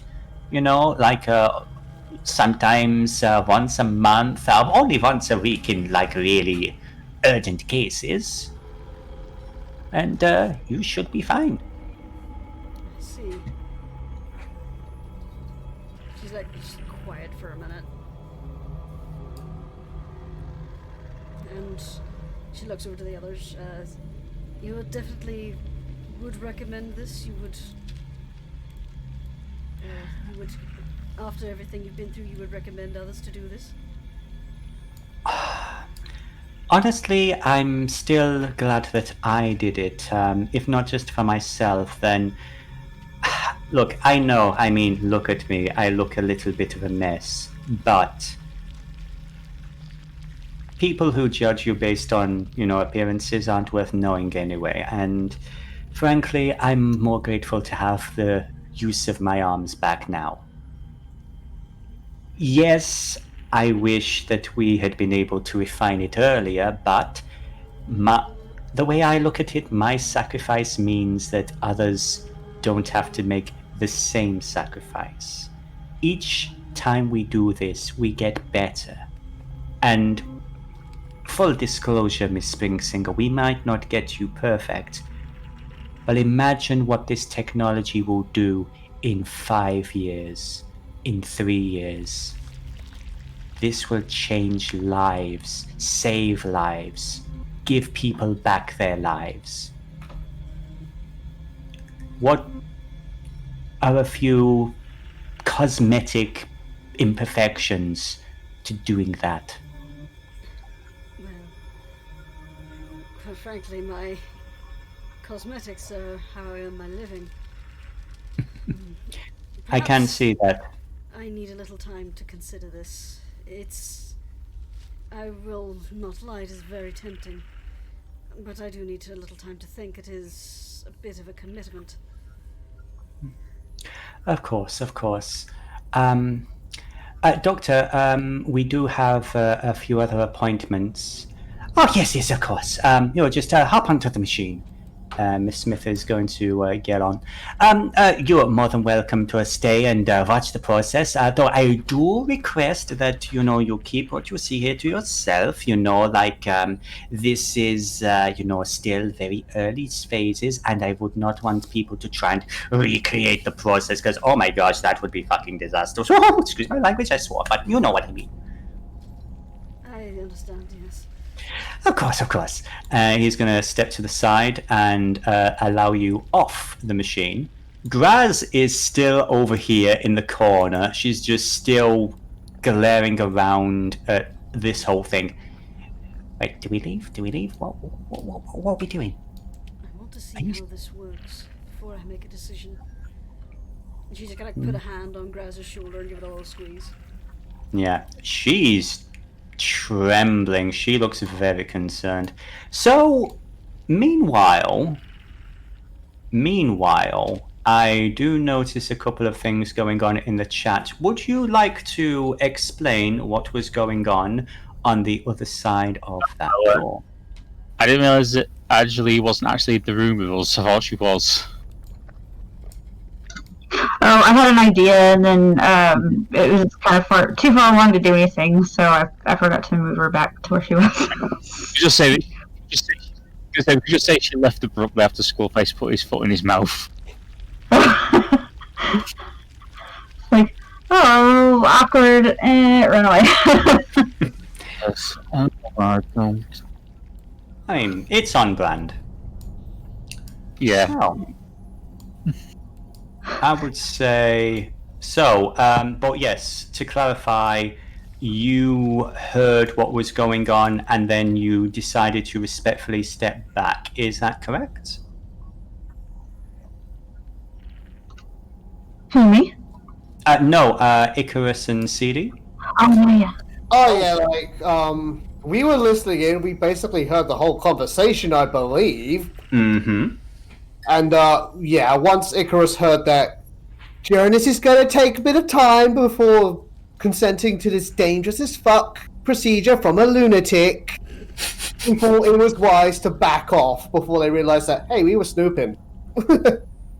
Okay. Do you explain the situation to the rest of your friends? Your associates. People you know. In the briefest detail, he'll explain that Miss Springsteen is in no immediate danger, and that's all they're gonna get. Because flight's a personal matter. Ooh. It's wings, it's personal. Okay. Skullface Whether would reply with his two. that or not is another matter. About that, Icrius will pointedly whisper to Seethe. Keep the matter... Keep the matter of the wings to yourself, if you please, Miss Seethe. She has a look of surprise on her face, but it softens up and she nods. And what were you saying, Seethe?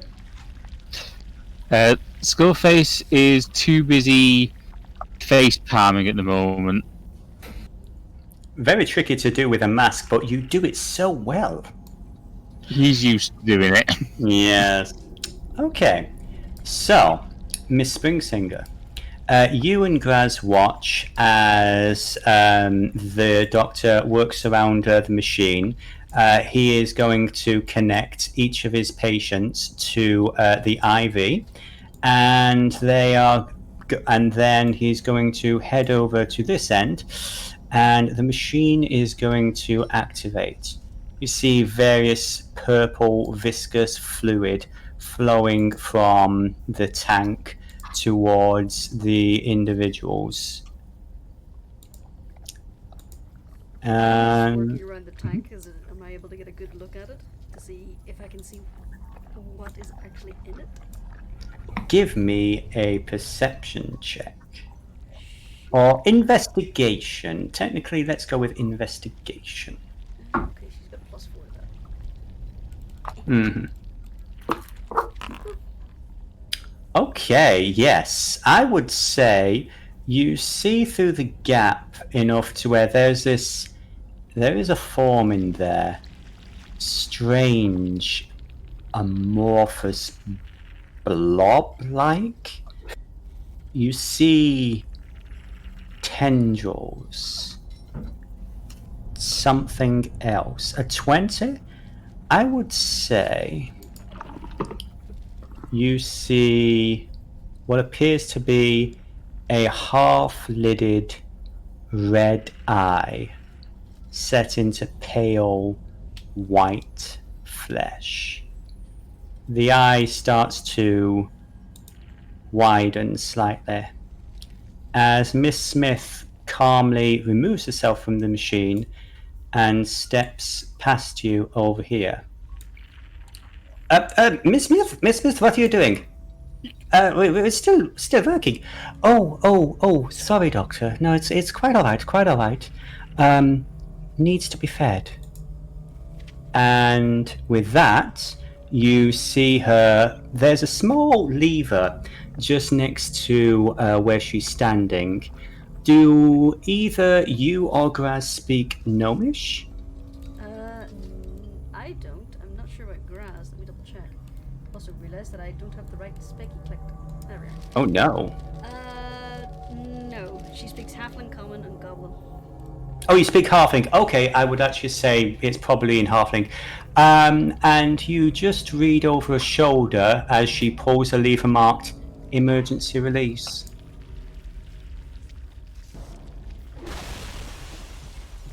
And she robotically turns as the tank basically shatters.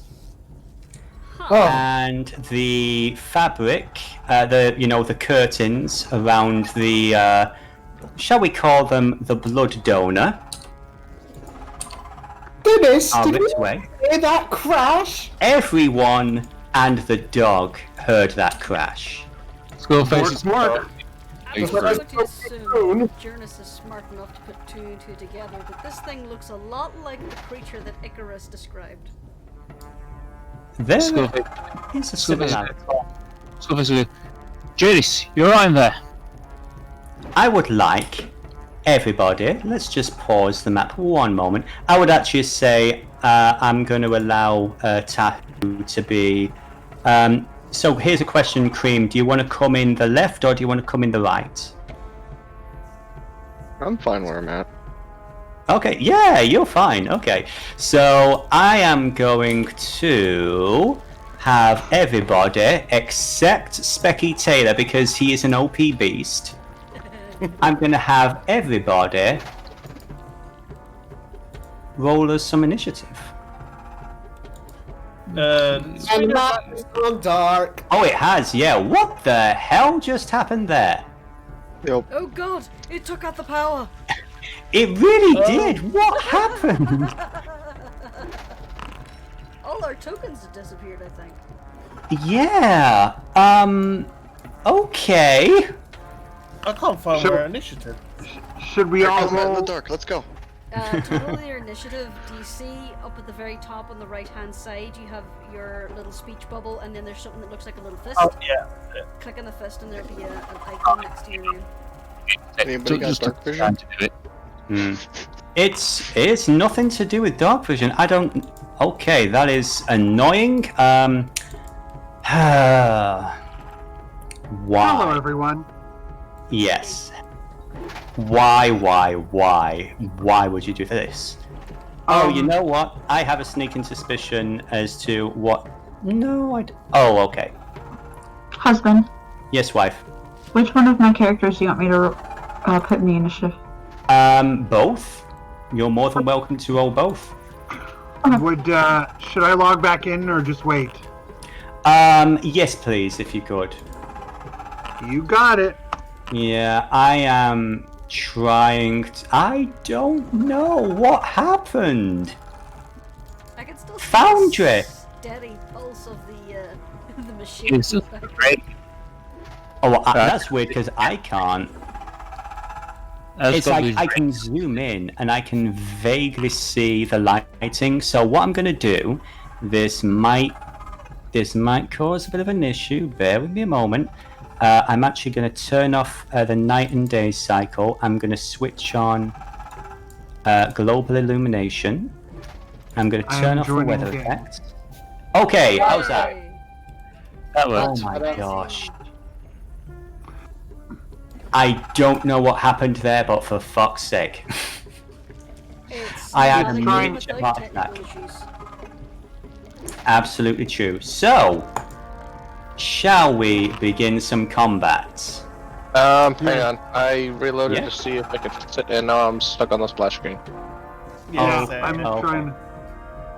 It's No doing the problem. same thing for me. It's just showing a little dice in the top left corner and a gray screen. Okay, not a problem, not a problem. I didn't realize We'll you guys get there. had locked We'll out. get there. It's It's okay, learn it's as I okay. Yeah, this is a fairly large map as you've seen, so it is going to take a hot minute. Really sorry. Not a problem. I didn't realize you guys had logged out and refreshed. It's all good, it's all good. So, Okay, D, would you like to, describe the blood donor to them? I think the description was apt. Sorry, what? I was going to say, would you like to describe the Okay. blood donor? Yes, it's a great, tall, tentacled mass, pale, white flesh, I can't see anything. trembling in the air. 10 large tentacles quiver and sway like a serpent, each one with a serpent's mouth, except full of teeth. A single red eye above a large mouth is at the center of the pulsating, quivering mass. As it undulates, murmuring unearthly sounds, the eye scans those in the room ahead of it, and it fixes upon Dr. Smith.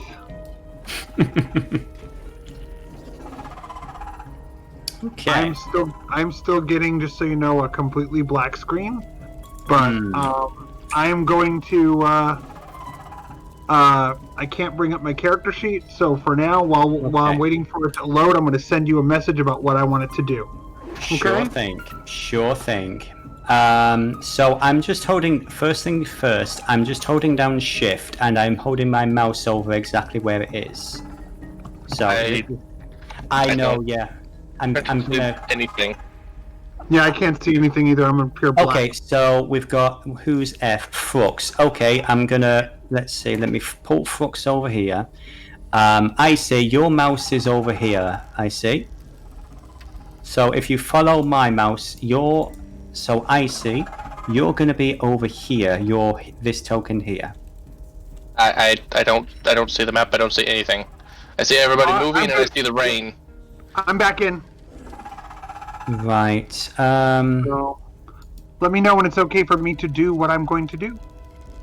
Okay. Bear with me just one moment. Let me see where you are on the initiative. You're muted, hun. If you're trying to select your token, either swap back to the splash screen to select your token, and then swap back. That's why I can't see anything. Canvas drawing failed. Yeah, it's about to come up. I see. Can That's try what it and did for me filter right token before it there. came up. I see it did that for me right before it came back up. Yeah. It is what it is.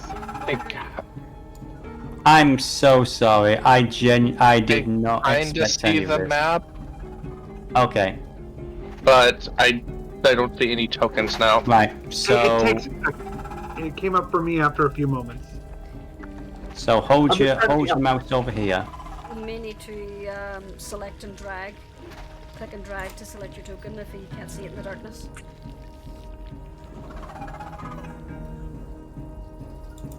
I mean, The tentacle Hang on. horror waits patiently for everyone to be ready.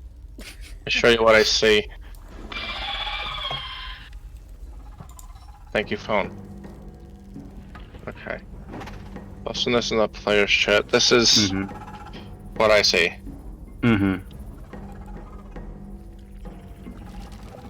Hey! Yeah. I'm back.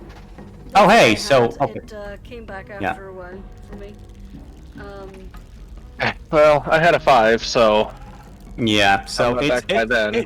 Yeah, don't worry. We'll try and figure something out. It should be good by then. Oh my gosh. Anyway, so this lady is going to scream, and she's going to try and get out of her bed. She's still connected, and she only gets about that far. I would say she spends the rest of her turn prone, trying to get the damn thing off her. Next up is going to be this gentleman too. He actually rolled really high. He is actually going to try and run over here, bang on the door, and try and escape. Now, question for the blood donor. Do you wish to make any reaction as these two people leave your melee range? Not yet. Okay. I've sent you the message about what I'm going to do. Okay, not a problem. How do you feel about that? Let me just double check. So many windows. I don't see a message. It's to you. It's in the game chat. Yeah, in the chat. Sure. Okay. That works. I would say he gets about this far. He basically shoves past Skullface and Icrius, and it's like, ah! Just absolute screaming. And that is going to be their turn. So the door's open now. You see all of this shit. Skullface does remark and go, well, at least we don't have to unlock this door. Next up, the blood donor. I gotta say, I wish I had heard the conversation earlier, because I would love to have the blood donor turn over back to Icrius and Skullface and say, I'm nothing to worry about. Unfortunately, I didn't hear that conversation. The blood donor... So, the blood donor, can it reach Miss Smith, or do I have to move? You are... Well, here's the thing. Let's double check your character sheet together with your features. Your range is... okay. You have a range of 20 feet. That's what I thought. So I can reach... Yeah. I can reach Smith, right? You absolutely can. You don't even need to move. So yes, so the blood donor's not going to move. The blood donor's going to reach out multiple tentacles, snatching at Miss Smith, and one. Let me do this here. And whoops. I thought it was blood donut. No, the multi-attack thing is just to let you know that you can do multi-attack. So you just need to hit the tentacle button. Sorry, one. One. First one hits. That's 2. Second one hits. And that's 3. Okay, first one, basically, the first tentacle lashes out, and do you want to describe the tentacles? Yes, they're long, sinewy, muscular, white tentacles, with each one having a serpent's mouth with fanged teeth inside. And inside the mouth are strange nodules of flesh. Now, did the first one miss? The first one hit. Second... Then the first one wraps around behind her and smacks her into the other 2 tentacles to wrap around her as they crush Miss Smith. Okay. That second one, yeah. So how do you want to do this, blood donor? You watch as the tentacles tighten, and the tentacles lift Miss Smith into the air, squeezing harder and harder. You see the muscles grip. But as a grotesque crunching sound is heard, the tentacles move Miss Smith's open-eyed body directly in front of Miss Springsinger, and a voice emerges, bubbly and thick. Hello, Jurnis.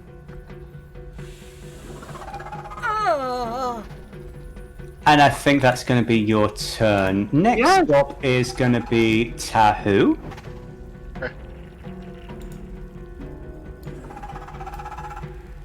And you are over here, good sir. Yes. Lord. 1, 5, 10, 15, 20, 25, 30. That's it. Mm-hmm. I'm not even gonna open the door because I'm gonna wait a turn. No, I would say free action for the door if you want. Then things notice me there, and I might get attacked. Okay, fair enough. So, okay, you are, so you're just hanging out for a moment, you're just, preparing an attack for anything that might open the door. Okay, so anybody who comes through this door running in terror, you're gonna get them. Good to know. Anything else you want to do? Of course, I'm smart enough or prepared enough to know a friend or foe. Yeah. Okay. Next up, Aja. I would say you heard the crash, and you've been following the rest of this group. What would you like to do?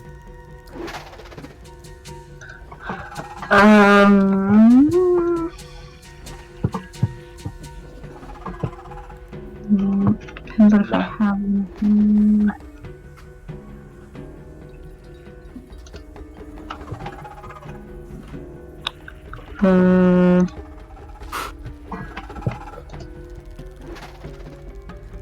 While you decide, yes? Yeah, go ahead and pass me because I don't know yet.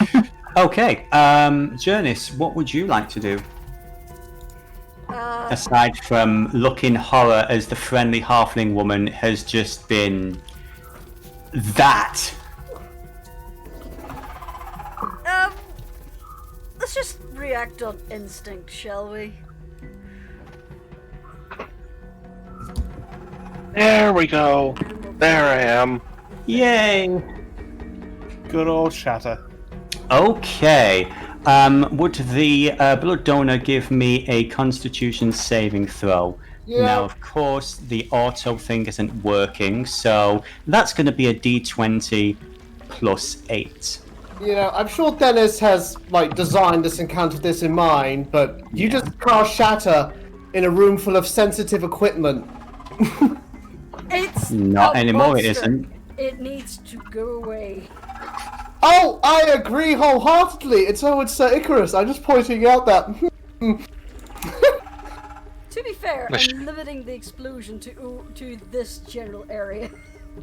Machinery can be rebuilt. Really hoping that maybe the shatter spell will release whatever is holding this person to the creature. Yeah. I don't care about the scenery or the museum or the doctor motherfucker who's responsible for this. I care about my friends. I say I'm sorry, I can't figure out how to do a saving throw. Okay, and that's not a problem.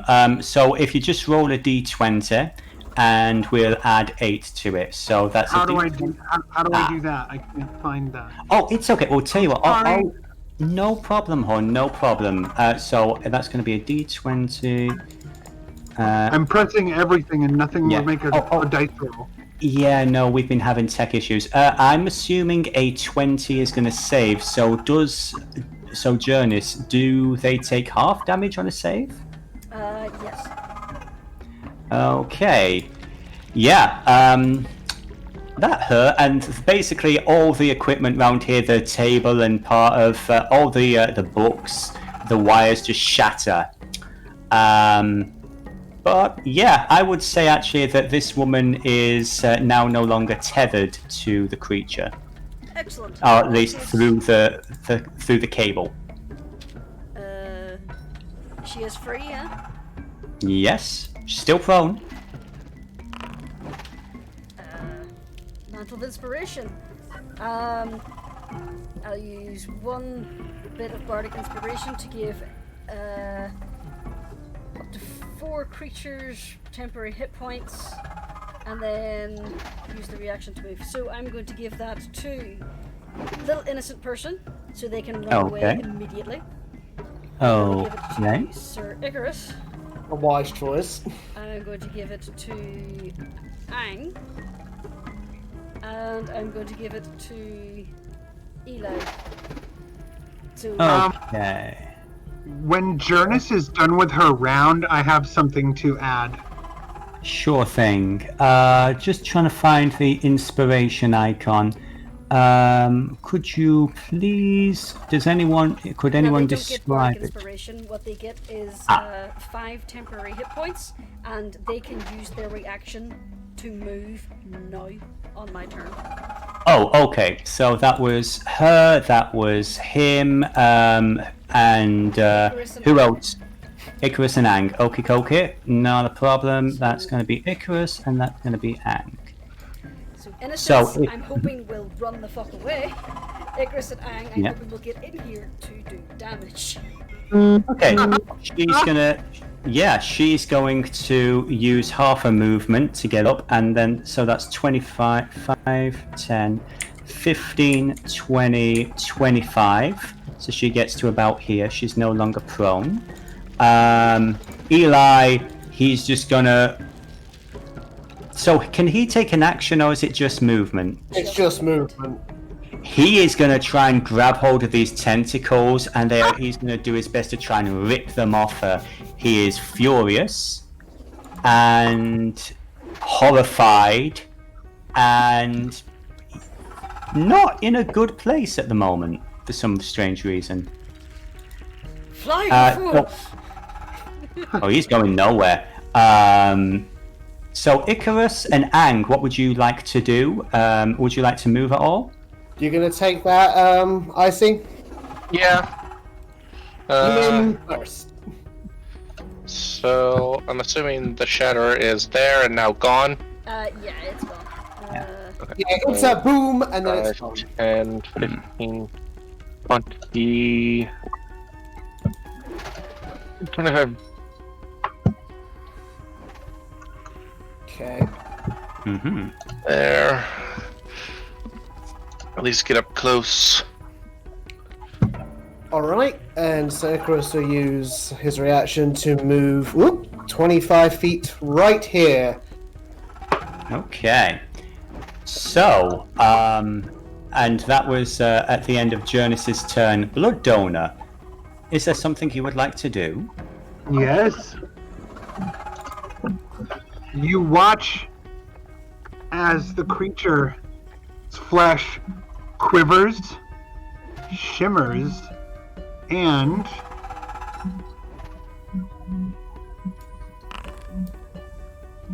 oh no. So where would you like to teleport to? I will say as well that you can. This window is now open. So yes. over there. It vanishes from there and pops into existence behind Jurnis. And Dr. Smith in the tentacle says, Jurnis, from behind her. Yeah, so. Yep. No, I couldn't see Graz there, sorry. Then where can she... Then I would say, because you're basically right floating. Anywhere you like. Anywhere you like. There. I don't want to be on top of Graz, but like... I mean, she's probably into some weird shit, but maybe not this. And so you've got the dead corpse of poor Miss Fiona Smith.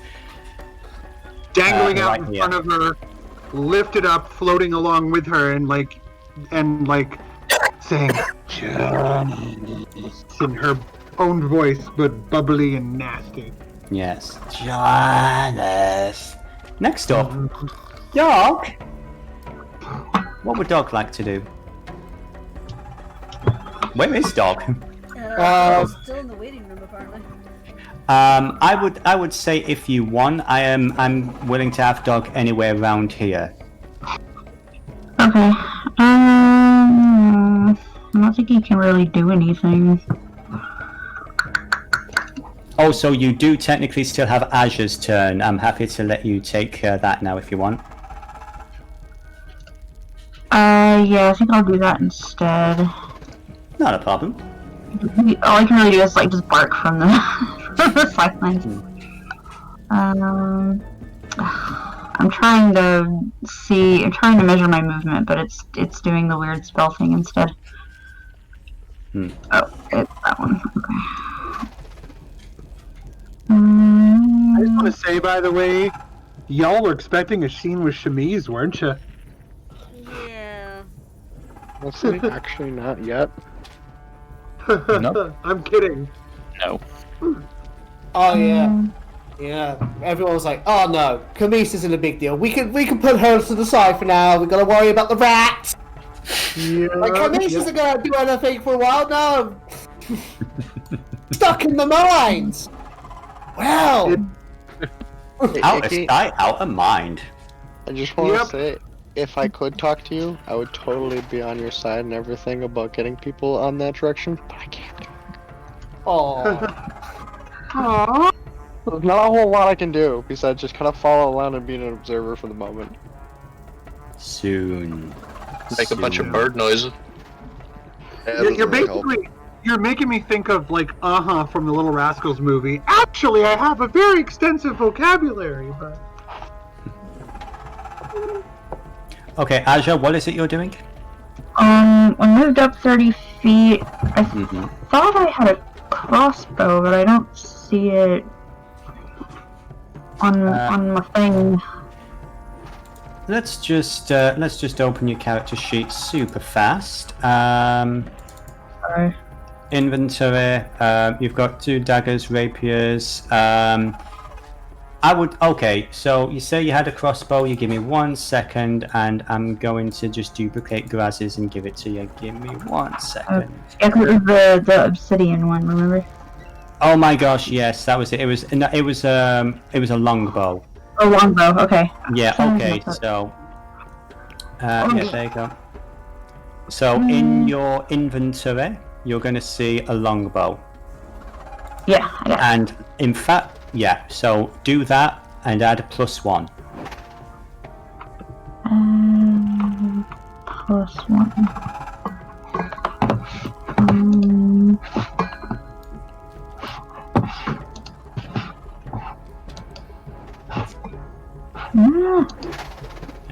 Yeah, so just click on the blood donor and just then click on the longbow. Yeah, it's not doing anything. No, where you say the longbow, you see there's a little D20 that pops up when you mouse over it. Oh.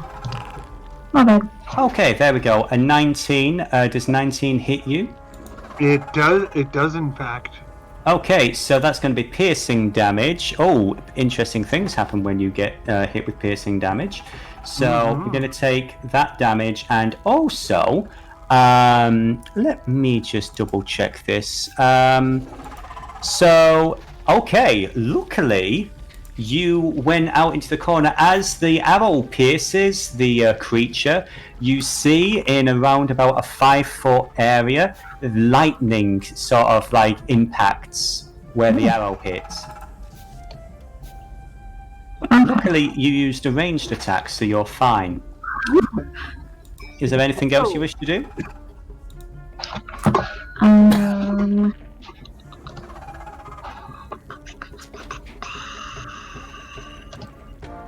I don't think so. I don't think I can do anything else. Okay, next up is going to be Dr. Cathal. Absolute nuclear fury and horror. He is going to... Let's see, does he have this? Yes. He is going to charge straight into the fray. And he's going to take, I would say he's going to do one claw attack and one attack with his tentacles.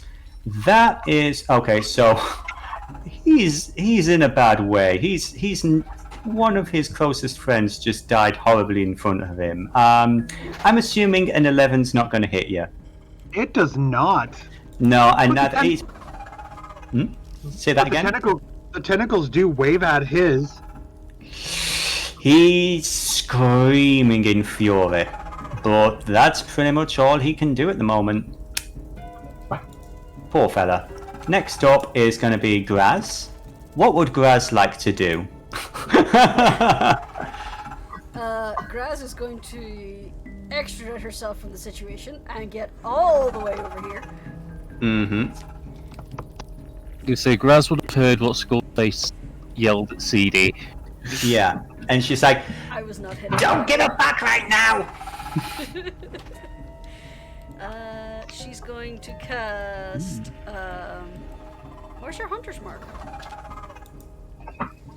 All her spells are gone. Let me just bring up her inventory. Do you know what? Yeah, that's weird. Okay, give me 1 second. Because I'm going to be very kind to you. Now, don't say I don't do anything nice for you. You might need to refresh your character sheet, but there you go. Yes, Azure, and also yes, D. There we are. Thank you very much for confirming that. Ooh, what's Yes. that spell? High and benevolent DM not doing anything nice. Oh. Okay, so she's gonna cast that on the donor, Okay. and then she's going to attack Okay. with her longbow. Does 23 hit? Yep, I hope. Okay. Yes, it does. So that's Right. 6 for that and 6 for the hunter's mark. Okay. Would you do me the greatest of honor and just remind me what the hunter's mark symbol looks like? We're still trying to get used to the system here, and I'm trying to cycle through every single one, but I don't. I usually just use a target. Yeah. Oh, there it is. Yeah, she's marked. Okay, so that's going to be 6 damage to the creature. And an additional 6 for the hunter's mark. And an additional 6 piercing damage. Okay. That's going to bring you down to that amount of hit points. I would say because you use piercing, there's going to be your lightning blood is going to proc. And Dr. Cathal is in the way there. So Yep. how much does your lightning blood do again? According to this, 1d10 whenever it hits Okay. the Okay, that's going to be 5 points of lightning damage to this individual, who I believe. Yeah, okay, yeah, he's going to take the full thing. Sorry, Doc. That hurt him. Right then, next up. Is there anything else Graz is going to do? No, that's pretty much it. She's gonna sit in the corner going, nope, nope, nope, nope, nope, nope, nope, nope, nope. So that's the end of Graz's turn. Yep. Was there anything else you wanted to do, D? Or did you wish to wait? D. She might be AFK for a second. Yeah. No, I'm here. It's just wouldn't unmute. Ah. Was There there we go. anything Yes. else you wanted to do? Yes, there is something I would like to do, which is. How far am I from Graz? I can't really tell. Okay, yeah. You are 30 feet, so you could float over if you so desired. Yes. So I want to float toward Graz, but I can't see Graz. So can you float me toward... Oh, Graz is right she's there. right there. Okay, so 1, 2, and can I be here? Absolutely, yeah. Okay. You can. I would say because of your nature, you can hover wherever you want. And did you want your little meat puppet with you? Yes. She's going to be presumably carrying that always. Yes. And you have 9 other limbs. Yeah, and she's going to do. The eye is going. The Dr. Smith is looking at Jurnis still, but then the eye darts toward Graz as Graz attacks. And keeping Dr. Smith's eyes on Jurnis, he floats, adjusting Dr. Smith as she goes to maintain that eye contact, and heads directly over to Graz, and while keeping Dr. Smith on Jurnis. Okay, that is going to be a... Oh, you need to actually make the claw attack. Again, anything that says legendary action... that's just that's not the actual ability. That's just the thing that says you can do that. Okay, a 24 is a 24 going to hit Graz. That is definitely going to hit Graz. Okay, that is going to be 17 points of slashing damage. She looks pretty hurt. Next up, Sir Icrius. Right. I would like to say something. Damn it, Icky. Yeah. Who's stabbing me? I want to sniff this out. Sculptor's like, nah, just sit down. It's not going to be a problem. Anywho, I know the party's going to fuck this up, but I'm going to try it anyway. So Icrius is going to use his bonus action to cast Compelled Duel. Oh. On the blood donor. Okay. Let me just bring up the stats. I'll roll the saves for this D. It's so good. A wisdom save. Okay. So D20 plus this much.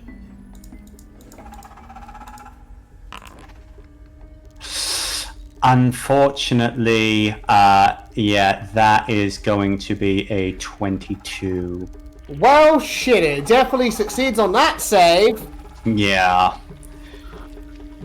Oh, all the same, I have a bit of fluff, and Icrius is still going to say it, so I'm going to do that before doing anything else.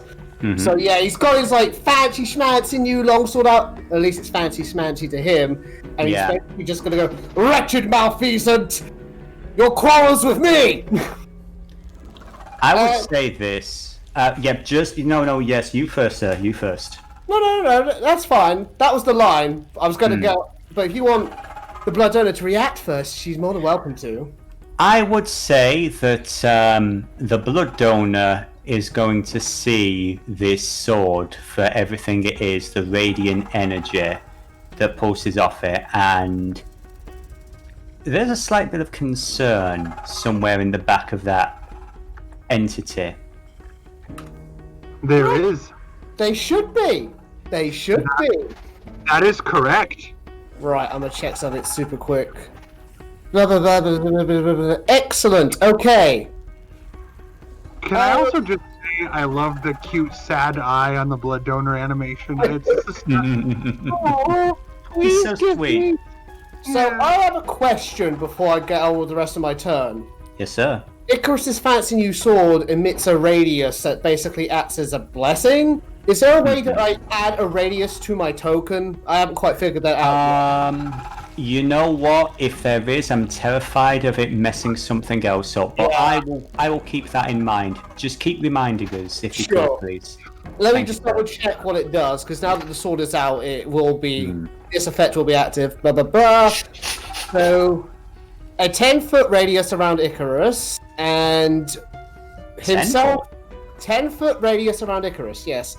And himself and all allies have advantage on saving throws against spells and other magical effects.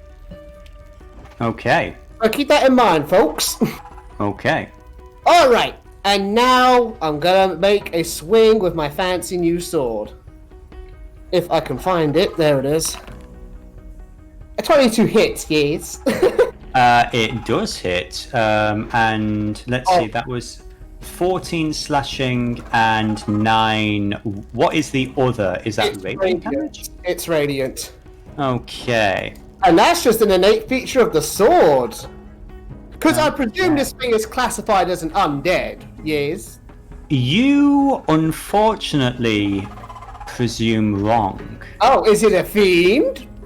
This is an aberration. Oh shit, so you can ignore the radiant damage from the old sword. I will say this. I will say this much because I am kind. I'm a very kind person. As you take your swing and you compel the duel, the entire group is noticing that not so much the sword, but Icrius's eyes are glowing. Hell yeah. And there is a certain radiance to him. Damn. That's all for this turn. But Oh, yeah. no, it's not. Oh, go on. Yeah, I'm actually going to make that a proper divine smite. Okay. Because it hit. Uh-huh. So let's see. Blah, blah, blah, blah. So 2d8. Roll it. Will do. Okay.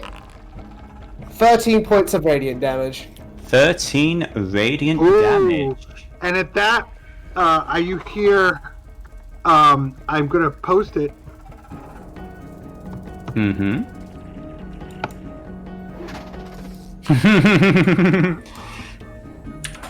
I want that to be, can that be canon? That is absolutely canon. Yeah. I don't know what I- that language sounds like, but You basically. yeah. I'm guessing abyssal or deep speech. Hmm? Not that Icarus would know. Okay. I would say it's deep speech. Yeah, I was just speculating as a player. Mm-hmm. In answer to the question, wife of mine, in regards to how do you tell if you get a bonus action, everyone has a bonus action. You have your regular action, and then you have your bonus action, and then you have your movement action. You can expend your regular action to double your movement speed. And sometimes there are special things you can do with your bonus action, but everybody does have a bonus action. Was there anything in particular you wanted to know? Does it say bonus action? Yes, it should say bonus action. Okay, so Icarus, is that your turn? That's his turn. He basically did everything he could do. Okay, Yeah, he did. this creature, that left a mark on it. Purple Yeah. ichor is dripping down. The purple fluid that you saw in the transfusion process earlier, Jurnis, is all over the place now. CD, Yes. what would you like to do? Well, right off the bat, I want to roll stealth. Mm-hmm. So let's see. 7 with a d20. Let's roll. A 25. Okay, the creature's passive perception is going to be... Yeah, the creature is otherwise engaged. As far as you're concerned, you are invisible. Yeah, CD. Let me where open was this I? door so I can entertain myself with the combat. Yes. Is Taru just watching? Yes! No, I've been behind the door this entire time waiting for the next turn so I can finally do something. This has Right now, been I'm a just long... having a smoke. This has been a long round. I'm picturing this huge battle, and then like it cuts to the outside, and the girl from Ipanema's playing, and like Taru's smoking. Yep, pretty much. Just I hear everything going on. Just when you think about it, technically a round is only going. Everything goes on in a minute. In 6 seconds. A minute is 10 rounds of combat. Short roll. And the point is, like, I'm. By the time I get the cigarette lit. Yeah. Okay, so a 12, I don't believe... Oh, sorry, 24, because it's advantage. Yet, so a 24 will hit. That's going to be 9 piercing damage, and an additional 12 sneak attack. Kabam! Also, would Jurnis, Icrius, and Raz, would you all kindly roll some... let's see. Oh yeah, I'm no. so sorry, everyone. You actually don't have any kind of roll. Would everyone take 6 lightning damage, please? Yep. Everyone? Icrius, Jurnis, and Graz. This is within 5 feet. Thanks for the temporary hit points, Jurnis. They're gone now. But ignore that. Don't know why shit keeps happening. You didn't need them anyways, that's why they were temporary. 6, did you say, yeah? Yes, 6 damage. I mean, I could automatically take it from you if I wanted. No, it's okay. I got that. Okay. So, was that the end of Seethe's turn? Yeah. She's looking kind of, sorry. Not as sorry as Miss Smith over there, I'm sure. Skullface. Skullface just looks at his door and just quick get behind. And he's gonna go 1, 2, 3. He's sort of a lightning, so he goes 4, 5, and 6. Look, Doctor, get out of here quick as you can. Icrius, grab Jurnis, grab Graz and get them out of here. You don't need to tell me twice. And he's basically got Letitia ready, holding his action. Holding an action, would you please declare what... I'm assuming the action is going to be to shoot. What is the impetus for this action? Basically, the second everyone's out of that 5-foot radius, he's going to shoot. Duly noted. Okay, Ang, Kung Fu Kiss Gives a it. clear shot with a shotgun. It's his boomstick. Ang. Whoops, I shut a door, sorry. It's so good. Now I assume I can't get through the tiny human-sized door. I'm not a... Am I a squid? Technically, these doors are, 10 feet wide. These are large doors. The tiny doors, not so much, but I will say this because I'm a bastard. I would say that you can easily teleport to a place you could see, so you could go through the window. Yeah, yes. Where will that be, out here? Well, here's the thing. You can't... can your token see? Yes. You can. Oh, no. Technically, no. That's something... Yeah, that's part of the fog of war. I would say that you can see... out of this window. Kindly open that Okay. window by blowing it the fuck up. So Oh, yeah. This window, or I don't know where you're talking Window. about. Yeah, the big window. Yeah. Into the pond. Okay. So basically Okay. south. Okay. I mean, if you wanted to go out into the wider city, you... Did you see my request question? Is that a yes or no? A request. Let's see. I'm afraid, you would need to grapple some... I would say you've got one in you, and then you need to take your blood from somebody else. Right, but I can? Yes, I will allow that. Yeah. Okay. But in the meantime, Ang, what would you like Ang. to do? Okay.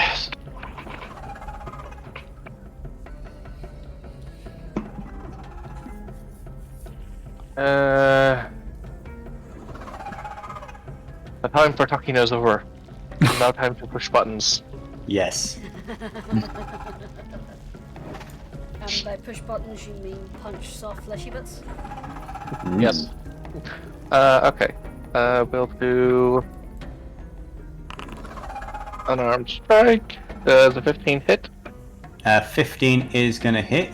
Wait, I'm sorry. I'm afraid a 15 does not hit. It does not. Hey. So, flurry of blows, 1. 17 is going to hit. Yes. So that's 4 bludgeoning damage. Okay. Does that? And that's not piercing. Never mind. Oh my god. Does not like you at all, is he? Am I the only one who's noticing that the health is going down automatically? Yeah. Oh, okay. Interesting. Okay, I may have taken more health off the creature than I should have, so meh.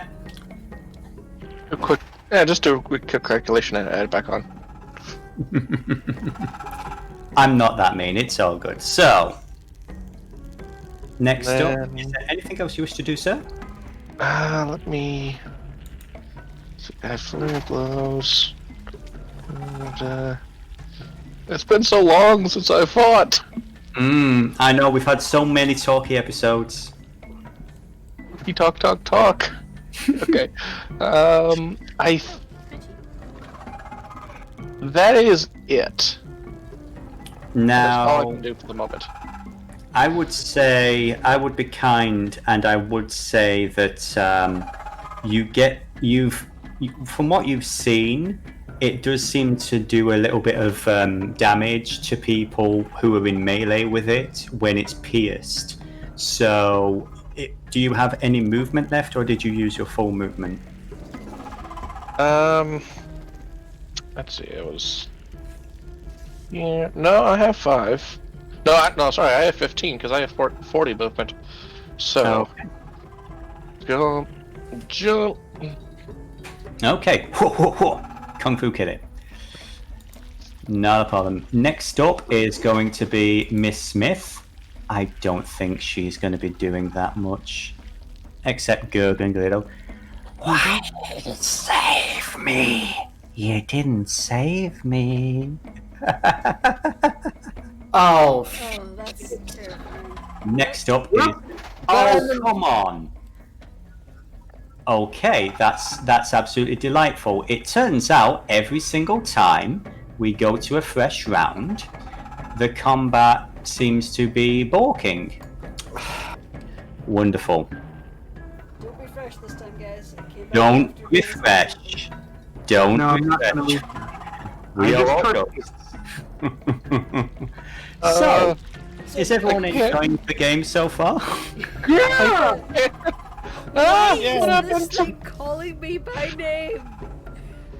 Well, gee, I wonder why, Jurnis. No! Questions, comments, theories? They didn't call me by my name in the room. They only called me Miss Springsinger. They didn't say my first name. That's true. That is true. How does it know my name?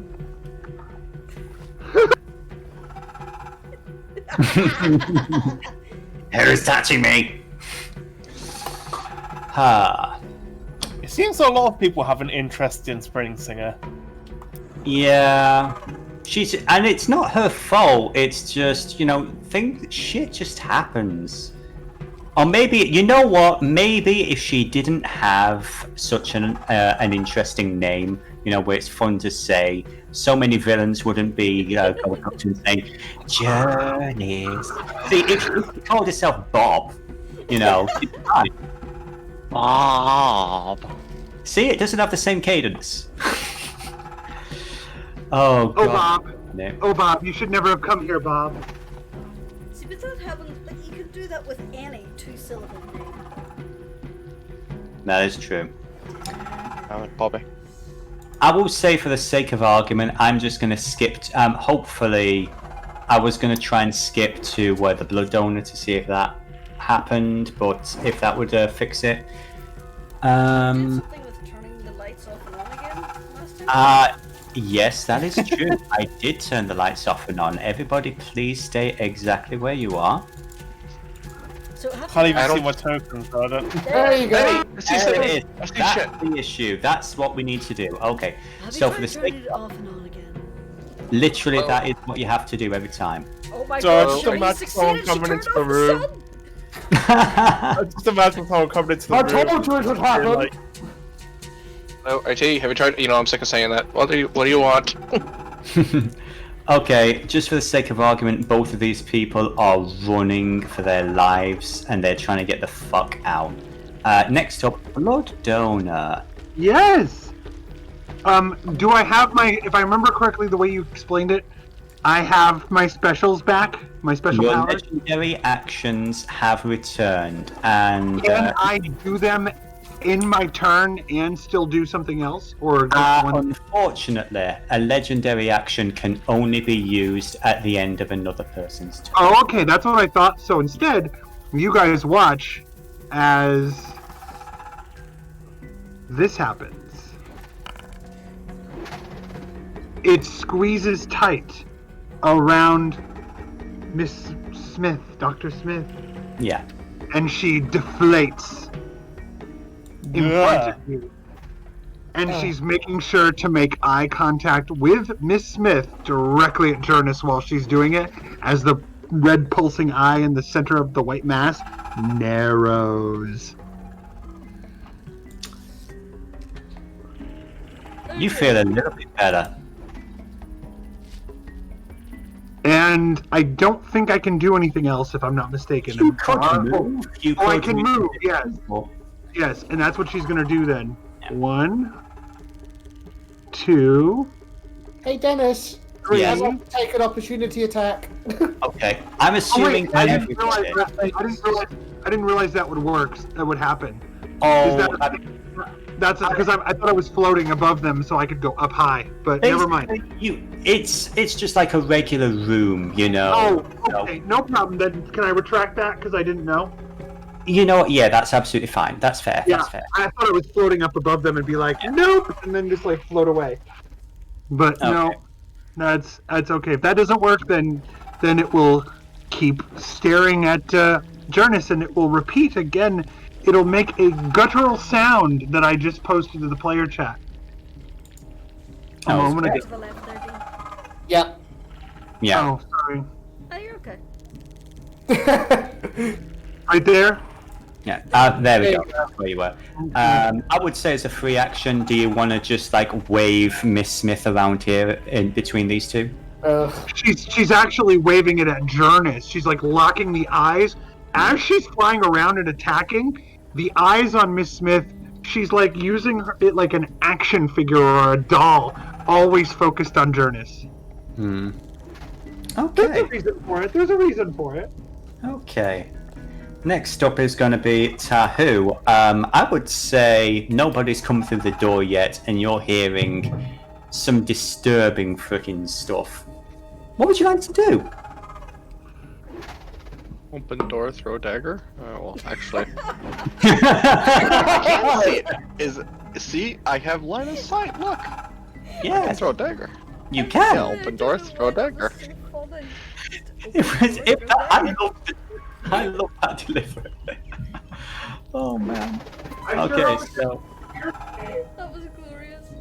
yeah, so yeah, what you do is you click on the enemy and then you do the thing. I think it automatically counted because that was 22. So Yeah. yeah, that And, did automatically do damage. Good. I also sure hope it doesn't pierce me though. Totally Well, did. that is piercing damage, so roll me a d10, please, oh Blood Donor. How do I roll individual dice? Oh, okay, at the very bottom of the chat window, you see all these different dice here. Oh yeah. And is When it you 20? mouse over, Is it 10? yeah, My yeah. second dagger, by the way, too. Okay, I'm doing it now. Okay. Okay, so Tahu, first of all, the 15, the second dagger will unfortunately not hit. Unless you have any kind of feature that gives you advantage when your allies are engaged with it, like pack tactics or something. I'm technically not up against its other side, like here, so Yeah, I'm not getting the flanking bonus. sorry about that. So, But no. yeah, Jurnis and Icrius, would you please take 9 lightning damage? What the fuck? As much as I'm Hey, gonna hate this- myself for saying this, does that mean Graz too? That does not mean Graz, fortunately. Oh, unfortunately it does, yes. Mm-hmm. See, this is the first time I've opened the door and I didn't know what's going on, so... Oh, no, That's no one's fine, blaming you. It's alright, it's alright. Could you Oh, clarify shit. something for the player? Yes. What's giving us electrical lightning damage? Is it the machinery? The blood of this creature. Ah, I see. Chemise's bullshit. Gotcha. What are you even talking about? There's no Chemise here. Yeah, keep saying that. I don't believe it. Next up is unless there's anything else you wish to do, Tahu? There is something I'd like to do. Okay, what would you like to do? How close is Graz to me? I'm Graz pulling is, it up now. Graz is 10 feet from you, and she looks near Can I death. just, like, shift her to the other side of me as, like, part of my move? Like, I 5 would feet forward say- and just... I would say you could use a bonus action to do that. Give me a strength check, if you'd be so kind. Bruh. Oh, sorry. Whoops. Just for a little foreshadowing there, Icarus. Yeah, just a strength check from you, please, Tahu. So D20 plus your strength mod. Just a d20. Oh yeah, you yeet her the fuck away. Where do you want her to go? Just on the other side of me, in this room. Just Okay, out I of would the way. say so- I would say she gets onto the freaking carpet here, and yes, there is that blood trail. It's accurate this Yes. She Very. looks freaked out. She's like, "Thank you." Now, blood donor. Yes. Question for you in the player chat. You can teleport up to 60 feet. Yep. So you watch as it disappears. Now, I can't really measure the 60, so can you put me at the maximum 60 on this trajectory? Okay, so that's well. Here's the thing. This is 50, so you could basically be anywhere in this room, Right here. Does that work? wherever you like. Sure. Yep. Okay. Awesome. Mistakes were made. I would say, Graz, you hear Graz go, help. Next up is going to be Aja. What would you like to do? I think I'm going to shoot another arrow. Oh wait, no, I'm not. There's no way over there. Okay, fine. You would need to move. Actually, no. You can actually hit it through the window. I would say, given where you are. You've got perfect line of sight. Oy. Okay.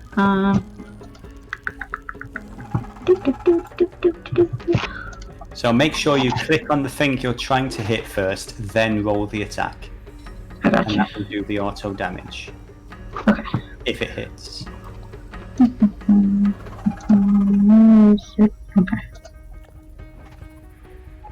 And yes, Miss Smith did travel with the creature. Yes. Okay, I have to that's communicate to you somehow. I need my lovey. I'm afraid that did not hit. Is there anything else you can do? Nope. Okay. Next up is going to be Jurnis. You see, like, Graz looking over his shoulder in, like, almost disbelieving dread. 15, 20, 25. First, she's going to go here. She's going to bonus action Mantle of Inspiration. Again. Okay. She's going to go to Graz, so she's going to get 5 temporary hit points. Oh. She's going to give it to Icky again, to Tahoe, and to Scully. Icarus, Tahu, and Scully. And Graz is going to use her reaction to get the fuck out of there. 5, 10, hang on, let me measure that.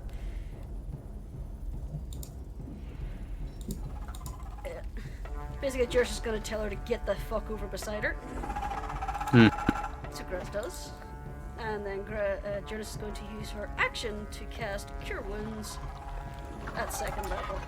I will say this as well. Skullface, you were holding an action. Now, technically speaking, you moved. So, do you have line of sight on the creature from where you are? I would say not, no. Actually, I mean, looking from where you are... Oh, no. Technically, yeah, mechanically... Yeah, sorry. You know, Sorry. if you move down a few squares, you'd be able to look through... Would it not have technically... No, it teleported, it didn't move. Yeah. If you went there... Zipped. Yeah. So, Cure Wounds to Graz, that's going to be an extra 9. You that automatically did the healing, yes? Mm-hmm. Good. Okay, so is there... automatically, what you can do is you can hover over the number and then there's little icons. It's like click to apply full damage or full healing to the selected token. Oh. So, but you have healed Graz. Yes, I have healed Graz. Okay, next up, is that the end of your turn? Yeah, pretty much. She's just basically get away from her, you bitch. Okay. Tahu, you have some movement and everything. Is there anything you're using your reaction for? With my ability, I've used my Bardic Inspiration, so you can use your reaction to move your full movement speed now if you like. Oh, that is I'm going to move. 1, 2... Sorry. Second. 1, 2... 3, 4... 5... and 6. There. I should move up diagonally instead. 6. Okay. Next up, that's the end of your turn, Jurnis? Yep. Okay. Dog, is there anything you wish to do? No, I think dog's good. Okay, we'll just skip Dog.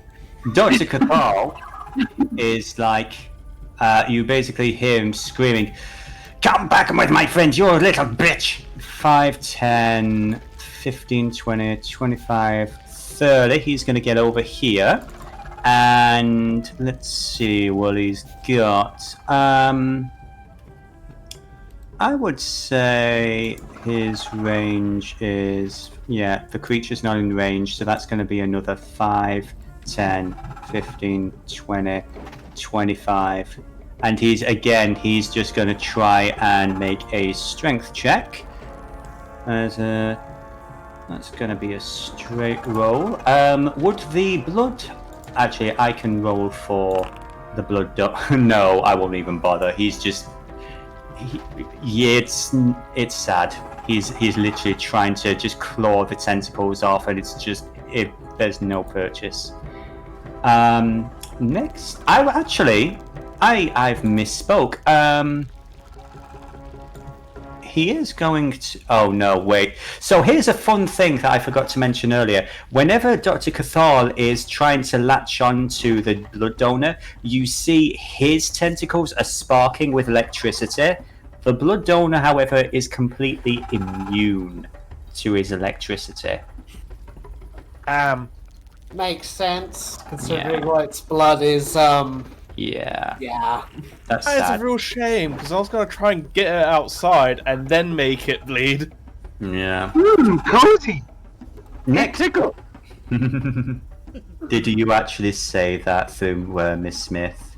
Yes, that's canon. She said it. Cozy, it tickles. Yeah. Jeez. Just gonna Raz. post something. I'm just gonna post something to the player chat really quick. Okay. Some of you may know. Some of you may not. Here it comes. Raz is going There you to go. heal herself.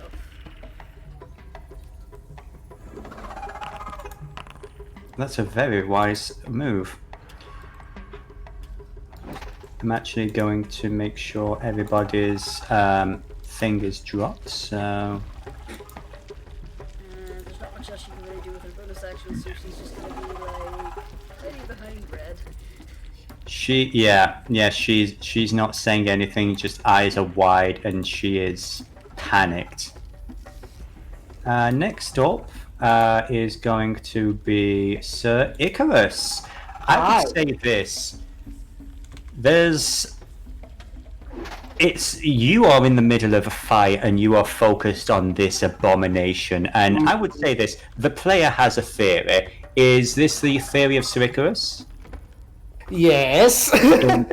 Okay, so in your mind, you know exactly who and what this is. Mm-hmm.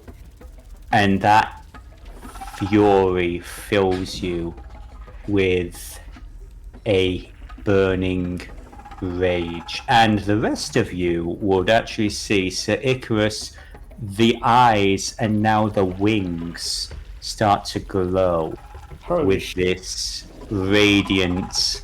I would actually say, Jurnis, there's a certain part of you that an instinct makes you want to almost recoil from him. There's something uncomfortable for you about Sir Icrius's radiance. But what would you like to do, Sir Icrius? Okay. So, first things first. Going to use a bonus action to make a vow of enmity towards the blood donor. Okay. Oh, hang on, I better do my movement first. I forgot about that detail. There we go. Alright, and he's gonna say, coward, couldn't face me fairly, and now you pick off my allies? I expect nothing better from you, Chemise. And he is going to swing with his sword! Swing, baby, swing. Oh, 21. 21 will hit. Man, but that 7 is disappointing. Thankfully, I have one more spell slot, so I'll make that a Divine Smite. Okay, 2d8. Don't let me down. That's better! 20 points damage! I am noticing that was not auto-applying, so we'll do that. And I would say 13... let's see, minus 13.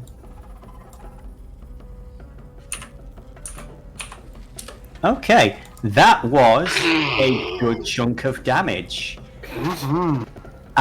Also, would you please roll me a d10, please, Chemise? Of course.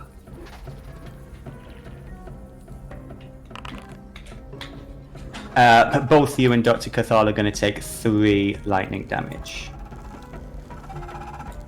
Actually, yeah, no, he's going to take lightning damage because he's not resistant to it. Yeah. By the way, I'd like to point out that the vow of enmity lasts for a full in-game minute. So Please, please remind us what that means. So you now have advantage on all attacks against her. Yep. Okay, good to know. My God. Paladin, baby! Over vengeance! We fuck shit up! So that was the end of Icrius's turn. Well, yeah, y'all smite it, Icky. Okay. All my weapons do piercing damage. Yeah. Right.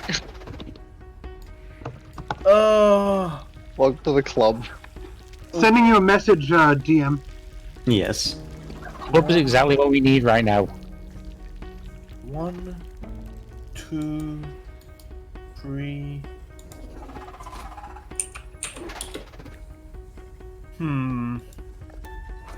I don't really know how that works, so I just wanted to know.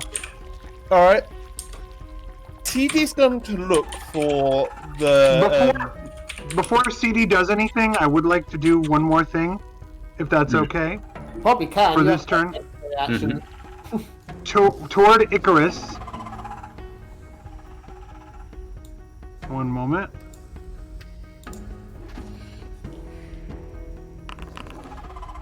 Oops.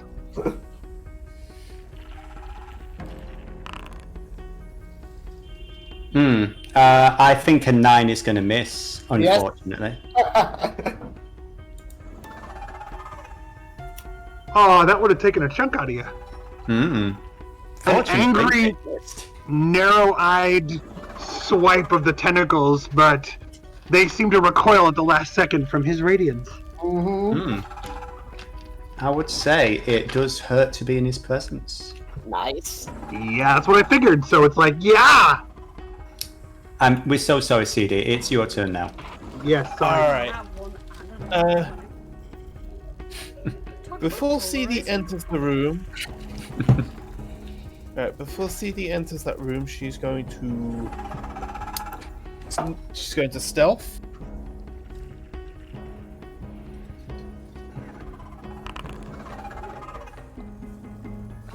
Uh, 24, yeah, that beats the passive perception of the blood donor and its pilot.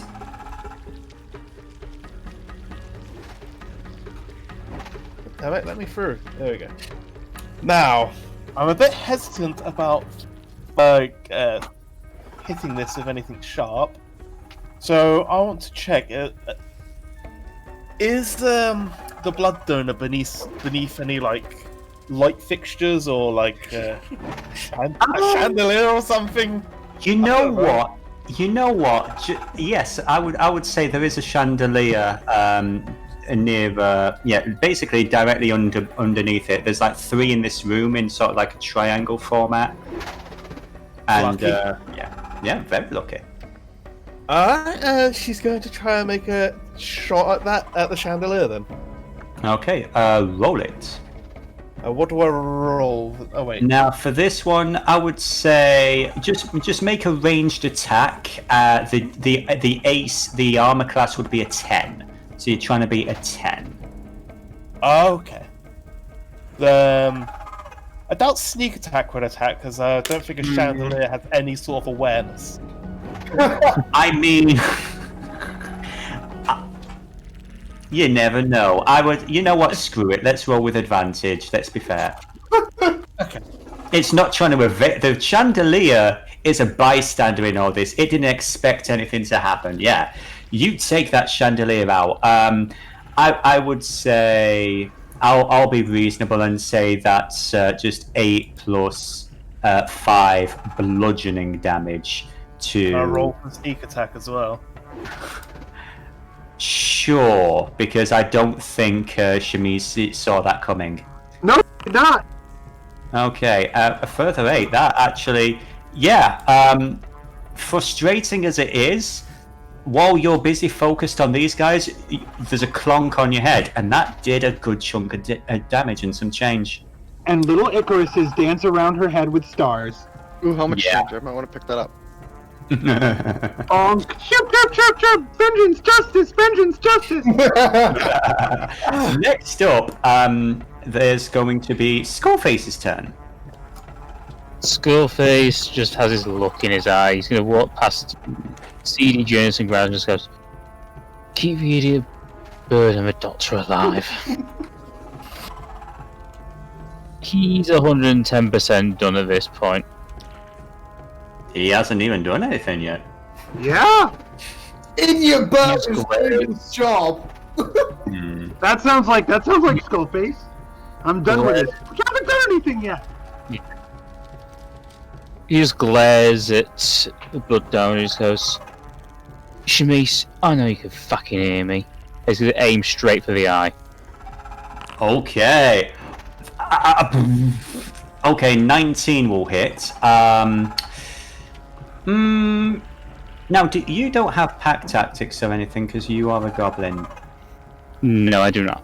You know what? I will allow you. I will allow you inspiration for the line. The DM's being generous, children. Yes. So that is going to be. He just says, "I've had enough of your shit now." Okay. Yeah, he's got a Fury of a Small as well. Okay. So that's an extra 4 damage. Okay, an extra 4 damage on top of that. Okay, so that's going to be. Okay. And would you please roll me a d10, Chemise? Yep. I'm trying. There it is. 9. Oof. Yeah. Okay, so that's going to be 9 lightning damage to both Icrius and the Doctor. Icrius, did you want me to do that damage to you? If you could. Sure thing. This is Okay. why Oh my god. I think you took a bit much there. What's that? Oh, wow! Jesus. How much health does Icarus have?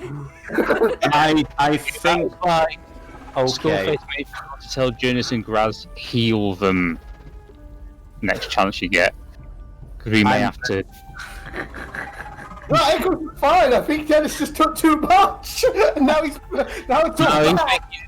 He's basically made the strategic decision. Yeah, we're gonna have to keep healing the melee fighters while us doing range. We're gonna have to whittle it down. I would say this, the DM kind of goofed on the damage to Sir Icarus there, and I've no idea what your health was before, so meh. I have 5 temporary hit points. Yeah, that's been removed. But yeah, Skullface made sure to say to Jurnis and Graz, heal Icarus and the Doctor. We're gonna have to do it this way.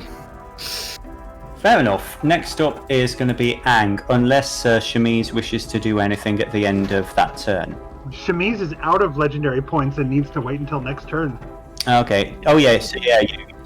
That's unfortunate. Yes, it Ang, is.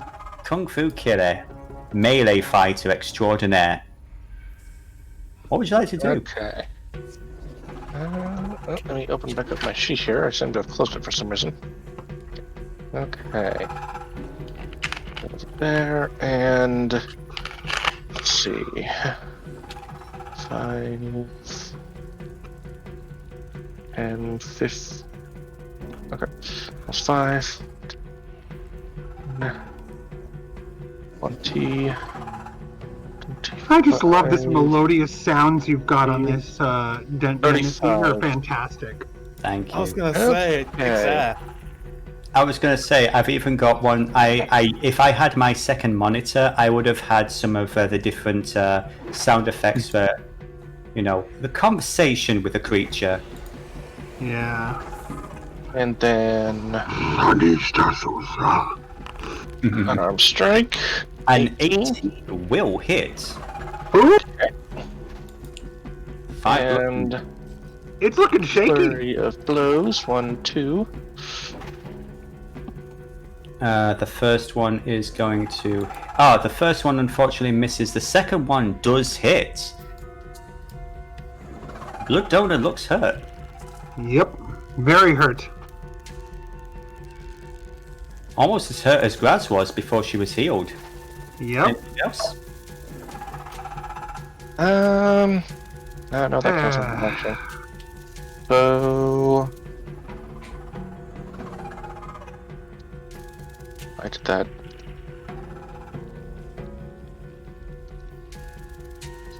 Okay, that's weird. Oh wait, no, you have advantage. You would have advantage on one of those attacks because you're next to Icarus. Yeah. So The 24 hits. yeah. Okay, so the damage for that one was a 5 as well. Okay, it is looking really freaking hurt. Mm-hmm. Okay, and I have 5 feet of movement left, so step back. Okay. Next up is going to be the ridiculous... Oh, hey, the weird blackness didn't come. Okay, so yeah, those two are out the freaking door and then some into the gallery, screaming their heads off. I'm sure that's going to be fine. Blood Donor. Yeah. With your legendary actions restored, well, you won't be able to use them this turn. Yes. What would So- you like to do? Well, there is a priority here. Hmm. So, she is going to attack.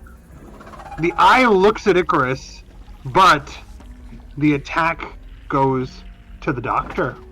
Okay. Okay. Out of interest, didn't I shoot the eye out? Or Well, it's still- You I think it was know.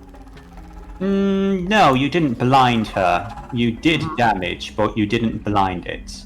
Yeah. so It's a big no- eye. The bullets went into the pulpy parts. Yeah, it hurts, I'm sure.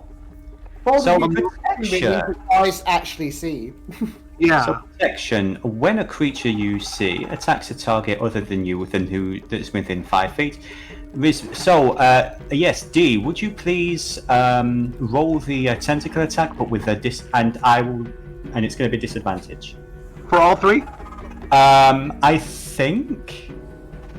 Excuse me. Technically,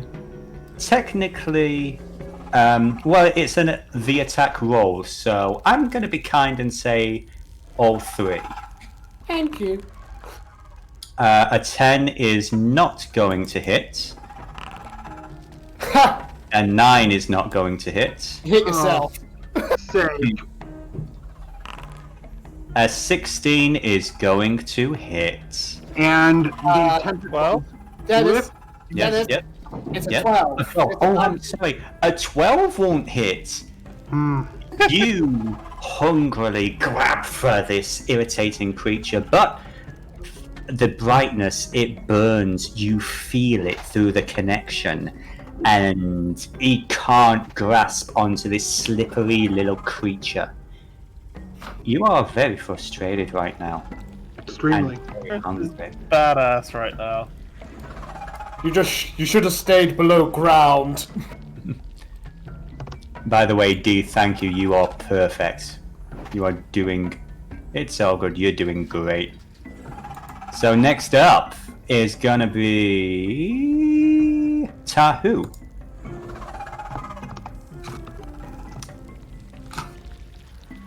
Oh. What would you like to do, Tahu? Select the mobs, right? Double dagger. Oh, why did it do the name that second time? I wanted to say dagger this time second roll. Okay, a 21 is actually going to hit, so that's 3 piercing damage. You okay? And First dagger missed, second dagger hits. Mm-hmm. Yeah, roll me that d10, please, D. okay. Oh, you roll a... How many daggers can you throw in a turn? Did I roll? Did I do it again? Yeah, I Oh, got... I didn't mean- we saw 3 daggers from you. That's weird. Ignore that third one. Not Yeah. a problem. Not a problem. Why did I accidentally then- click again? When Tahoe's done, I have something to do. Awesome. Okay, so... After I move, I'm just gonna take a 5-foot step back. And Okay. that's it. Okay. That's the end of his turn. The lightning blood dashes both Icarus and Dr. Cathal. And Blood Donor, what would you like to do? I'm gonna send it to you because I'm having map trouble. So hold on. Sure. Map troubles in this session? No. Hey, to be fair, at least we figured it out. True. Lights haven't gone off again yet. Yeah. Sure, yes. You could, let's see, from your point of view, I would, oh dear. You Yeah. could get right there. I would You like could get to. right there. Oh, I would no. like to, please. Can you move me there? Because I'm having Yes, map trouble. Oh, it Yeah. bled. Mm-hmm. Look You at that see blood trail. your quarry right in front of you. And can I do anything, or can I use my other attack? If you have leftover legendary actions, Yeah, I have one more. What can I do with it? Okay, I would say that with your legendary action, other DMs might rule differently, but I would say you can choose to use a regular attack as part of your legendary attack. So I would say you can try and grab these two running away with your tentacles. Can I do all three or just one? Because you've used a legendary, I would say one, just to balance it out. Does that seem fair? Yes, and there's that. And 11. Oh, which one are you going for? Which one looks the weakest? The little gnome. Yes, the gnome gets it. Okay. Fucking gnome! Fun fact, the old lady has an AC of 12. Yeah, she's looking for the weakest person she can find. The smallest and the weakest. Yeah. What a truly reprehensible creature. So does not Icarus's ire. The question is, how do you want to do this to poor Mr. Beren? Lift, squeeze, prep for meals. Stick a crazy straw in him. Okay. There's a crunch and a whimper, or rather a whimper and a crunch, and there is no resistance from your meal. Yes. You will not be able to restore your hit points until your next turn, however. So, and 2 of my tentacles are full out of 10. Yes. Oh yeah, we'd need to get Miss Smith back over here. Oop. Soon you'll get the full set. Aja! Yes. Hi there. So the creature has teleported back down to the south. It's getting close to the art gallery. Oh, lovely. Not the art gallery. Night at the museum, everyone. I would say at this point, I think that we should get Remco and Mama involved in this. That's actually what I called the last episode that went up today. Love it.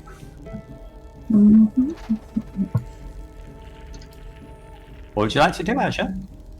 I'm looking at something.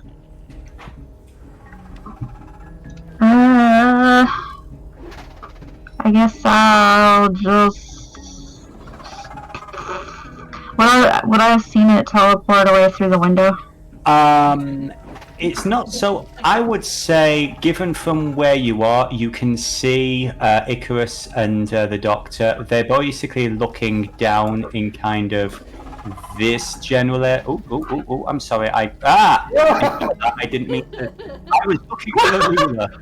That's 130 feet! Sorry.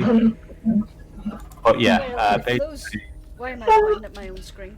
If those doors are open, she might be able to see through the doors and hear the squeals of a crushing gnome. Yeah. Yeah, technically, because the way I would say just I would allow a sidestep to the right as a free action, no movement, and so you should be able to see the creature. Okay, I guess I'll just move in the general direction then. 2, 3...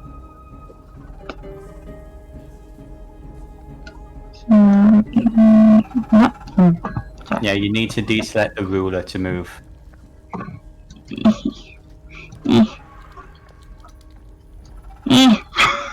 Also, let me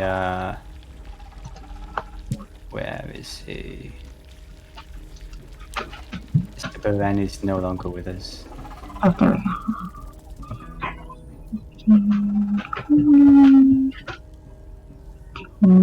go. 30. Okay. Okay, and what would you like to do? Can I see it through the doorway? Is the doorway open? Yes, you can. If you can see it on your token, you can see it. Oh, I didn't tell if the door is open. Okay. Let's boy in the rope, please.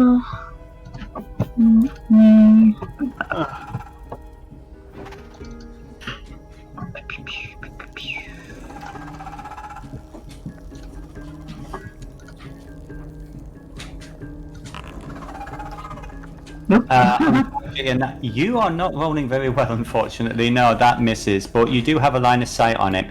Are there any bonus actions, any spells, or anything that you can cast?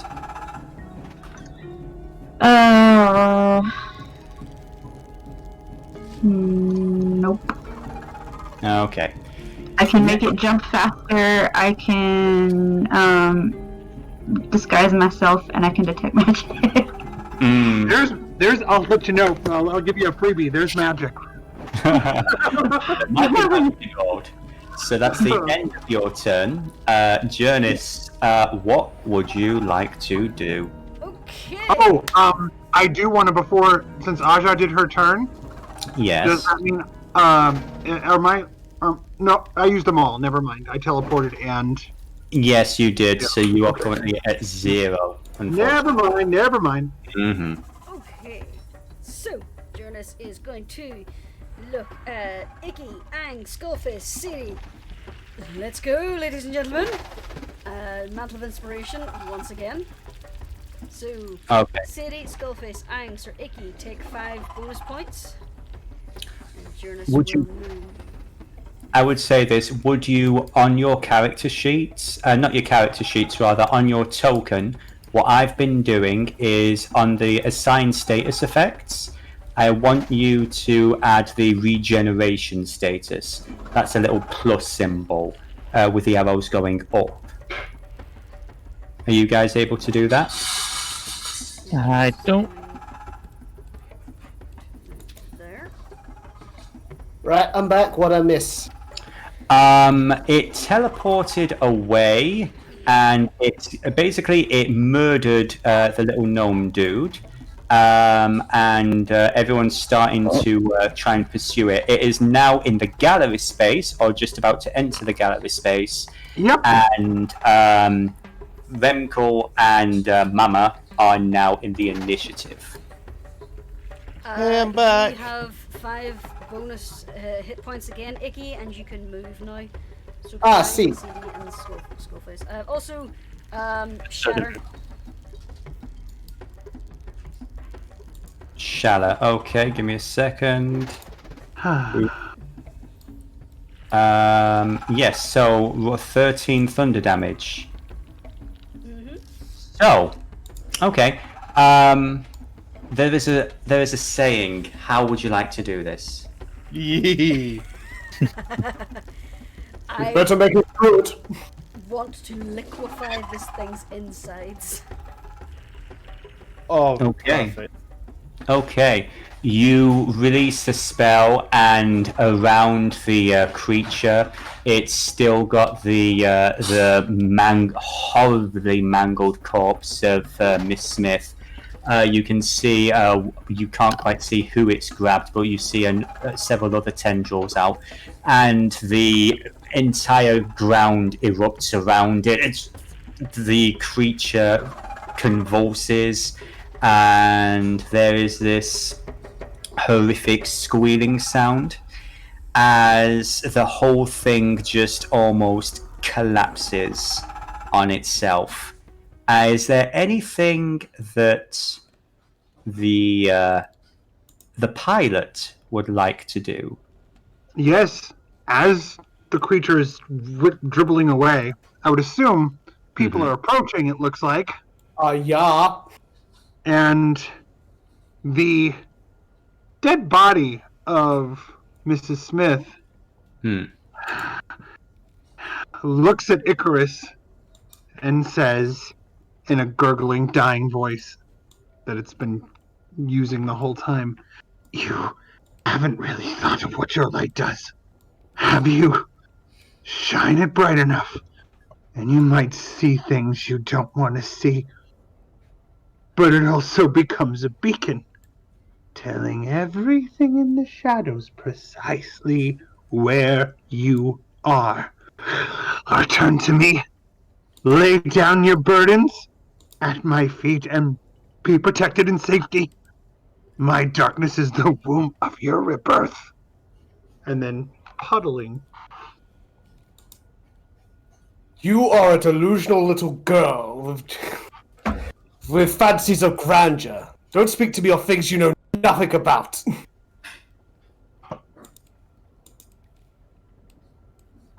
Okay. And the creature is just a puddle.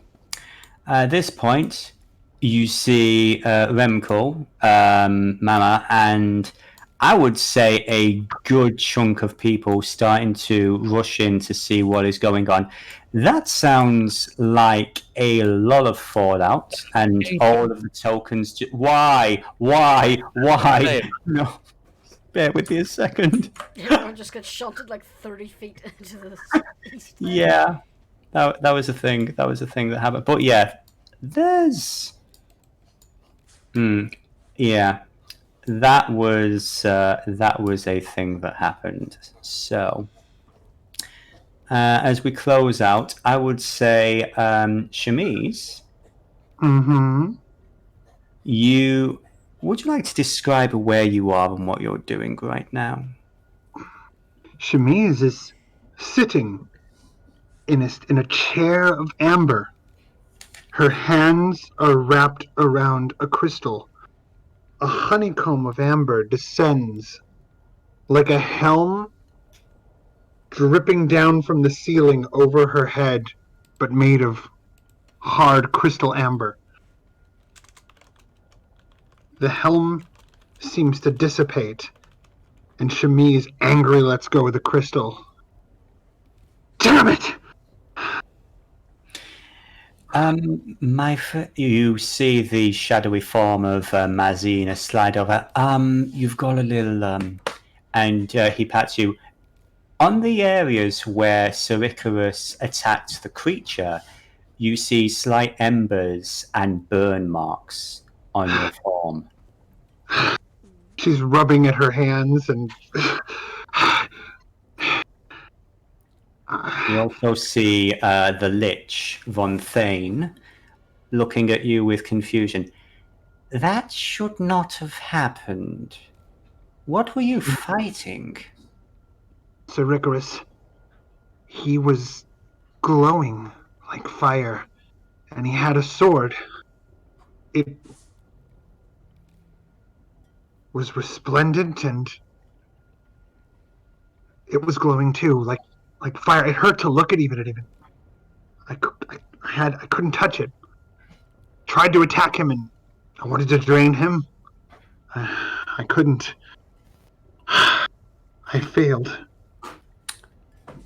It's very interesting to realize that this is the first time you've ever seen an undead show what would be approximate to fear, but the gnome does look a little bit concerned. And this is the enemy that is following you down here. She says, no. Both of you. No. He's going to be my champion. Good luck with that. I think with that is a good time to end things for now. One thing I will say, my friends, you are now all level 5. Hooray! I did it, Reddit. Yay! It's about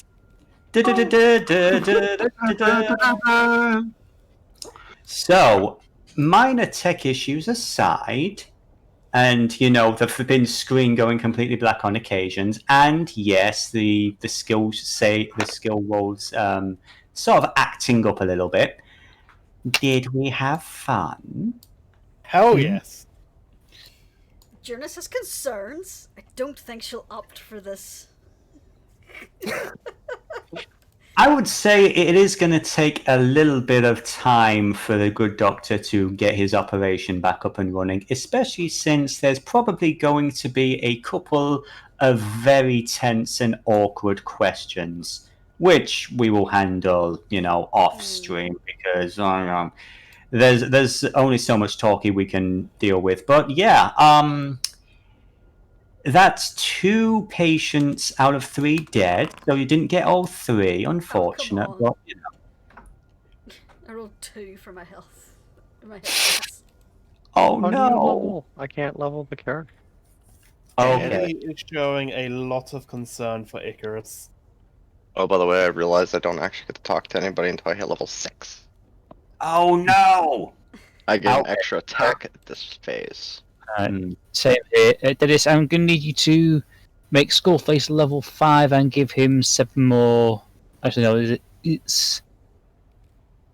Oh no, 11 more hit points. Okay. So this is something that we're going to do off the stream. That some of the, the technical sides of Foundry. We're still working on a couple of things. You know, Dennis, Foundry is a powerful tool with a lot of good things about it, but it tends to break very easily, doesn't it? Yeah. Like modern technology. Like Minecraft mod packs. You add too many mods and it breaks. Yeah, This is basically. actually the thing. This is actually the thing. So You have 52 mods slapped onto this thing. I am going to be dialing some things back a little bit, but all things considered, still better than Roll20. Yeah. When it works, yes. When it works. But yes, so before we get into the meat and potatoes and of all the math and stuff, which I'm sure nobody wants to see, questions, comments, theories? Something's happening to Icarus, and I think I like it. Yeah. Face is getting very close to need to have words with Icarus. Oh, why? What? You're not looking at a regular paladin anymore. Oh, Jesus. No, Wait to seriously, see what I can do now.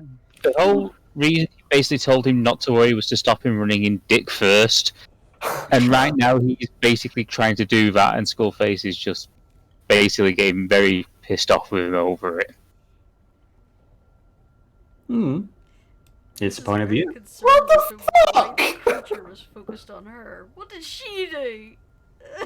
Oh, You Oh, did yeah? hear where we basically said it was Chemise, right? And the beast itself confirmed it. Yeah, you do know What he did I said do to to Chemise? Yep. Oh, so you she's... Skullface, because Skullface actually said just before he shot her in the eye, I know you can hear me, Chemise. I'm fed up with your shit now. Yeah, but even then, what did Jurnis do to Chemise to be getting the blood pump waggled at her? We'll talk about that after the stream. I will say this: I'm very glad that Graz is alive Me too. because that was not a guaranteed thing No. in that particular encounter. Yep. She was near death at one point. Yeah. Yep. No. I was I really worried. Skullface seems to be the one who's the tactical genius of the team right now. Well, Oh, yes, the tactical genius who ignored me when I said that, hey, something feels like Chemise over there. It's nothing to worry about. It's all good. I just realized I throw 4 daggers a turn now. Yeah, he worked out. He's worked out that was being puppeted. It wasn't Chemise herself. the creature was being puppeted.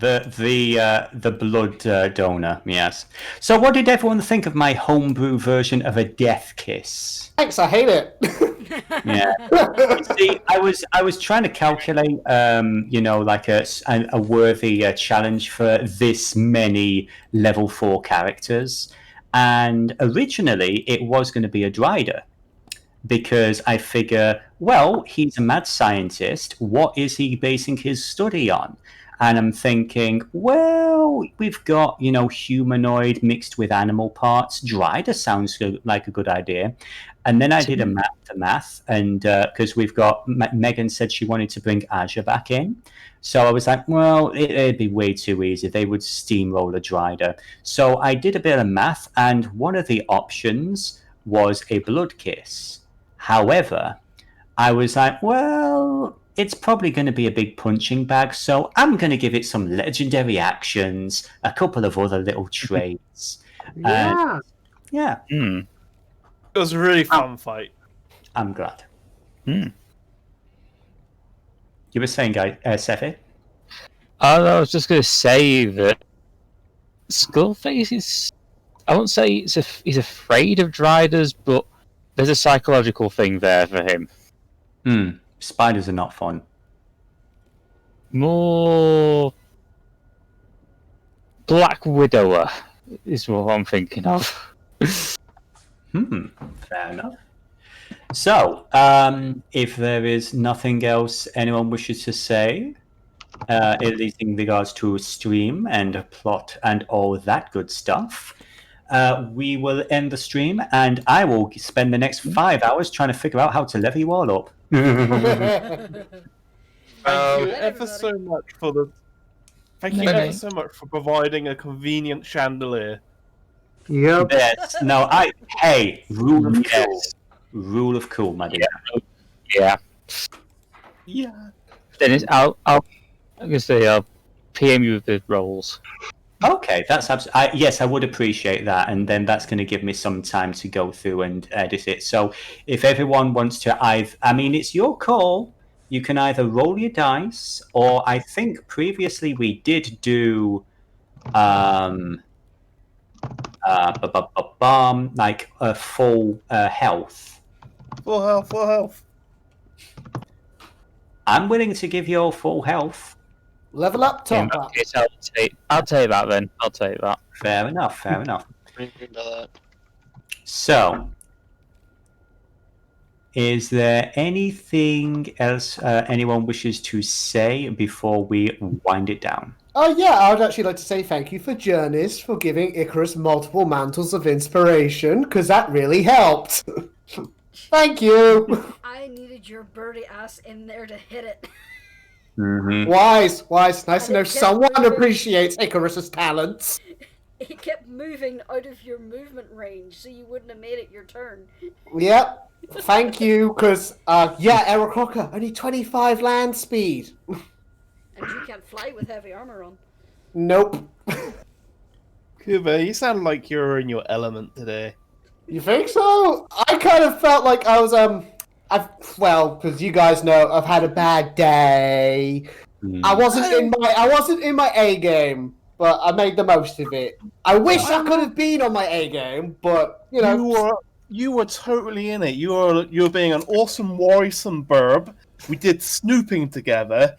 You went Ahab on that freaking blood burner. Yes. You were great.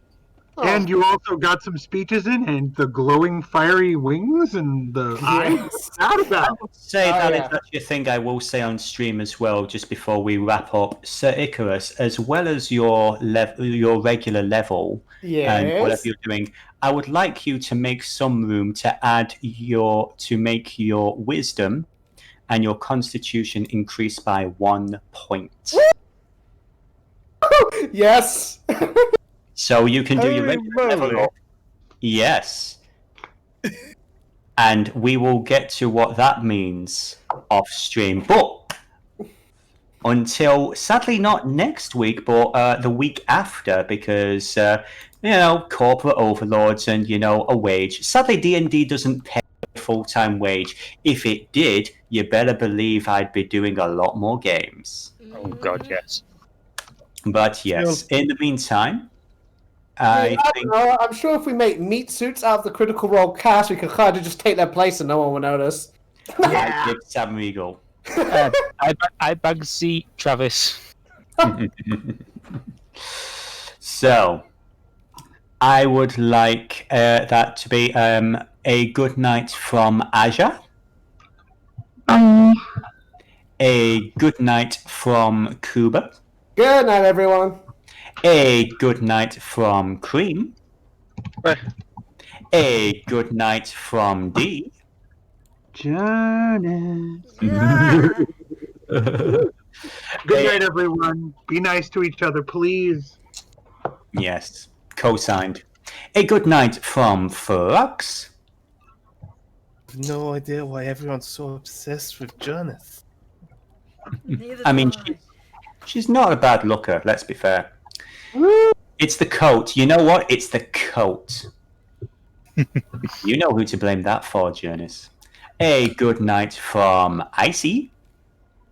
Hi, everyone. A good night from Jurnis. See, it's just so much fun to say like that. I hate the city. I hate the city so much. And And last but by no means least, a good night from Seethe. Night night. Good night, everybody. Bye. See you. Good night. Night.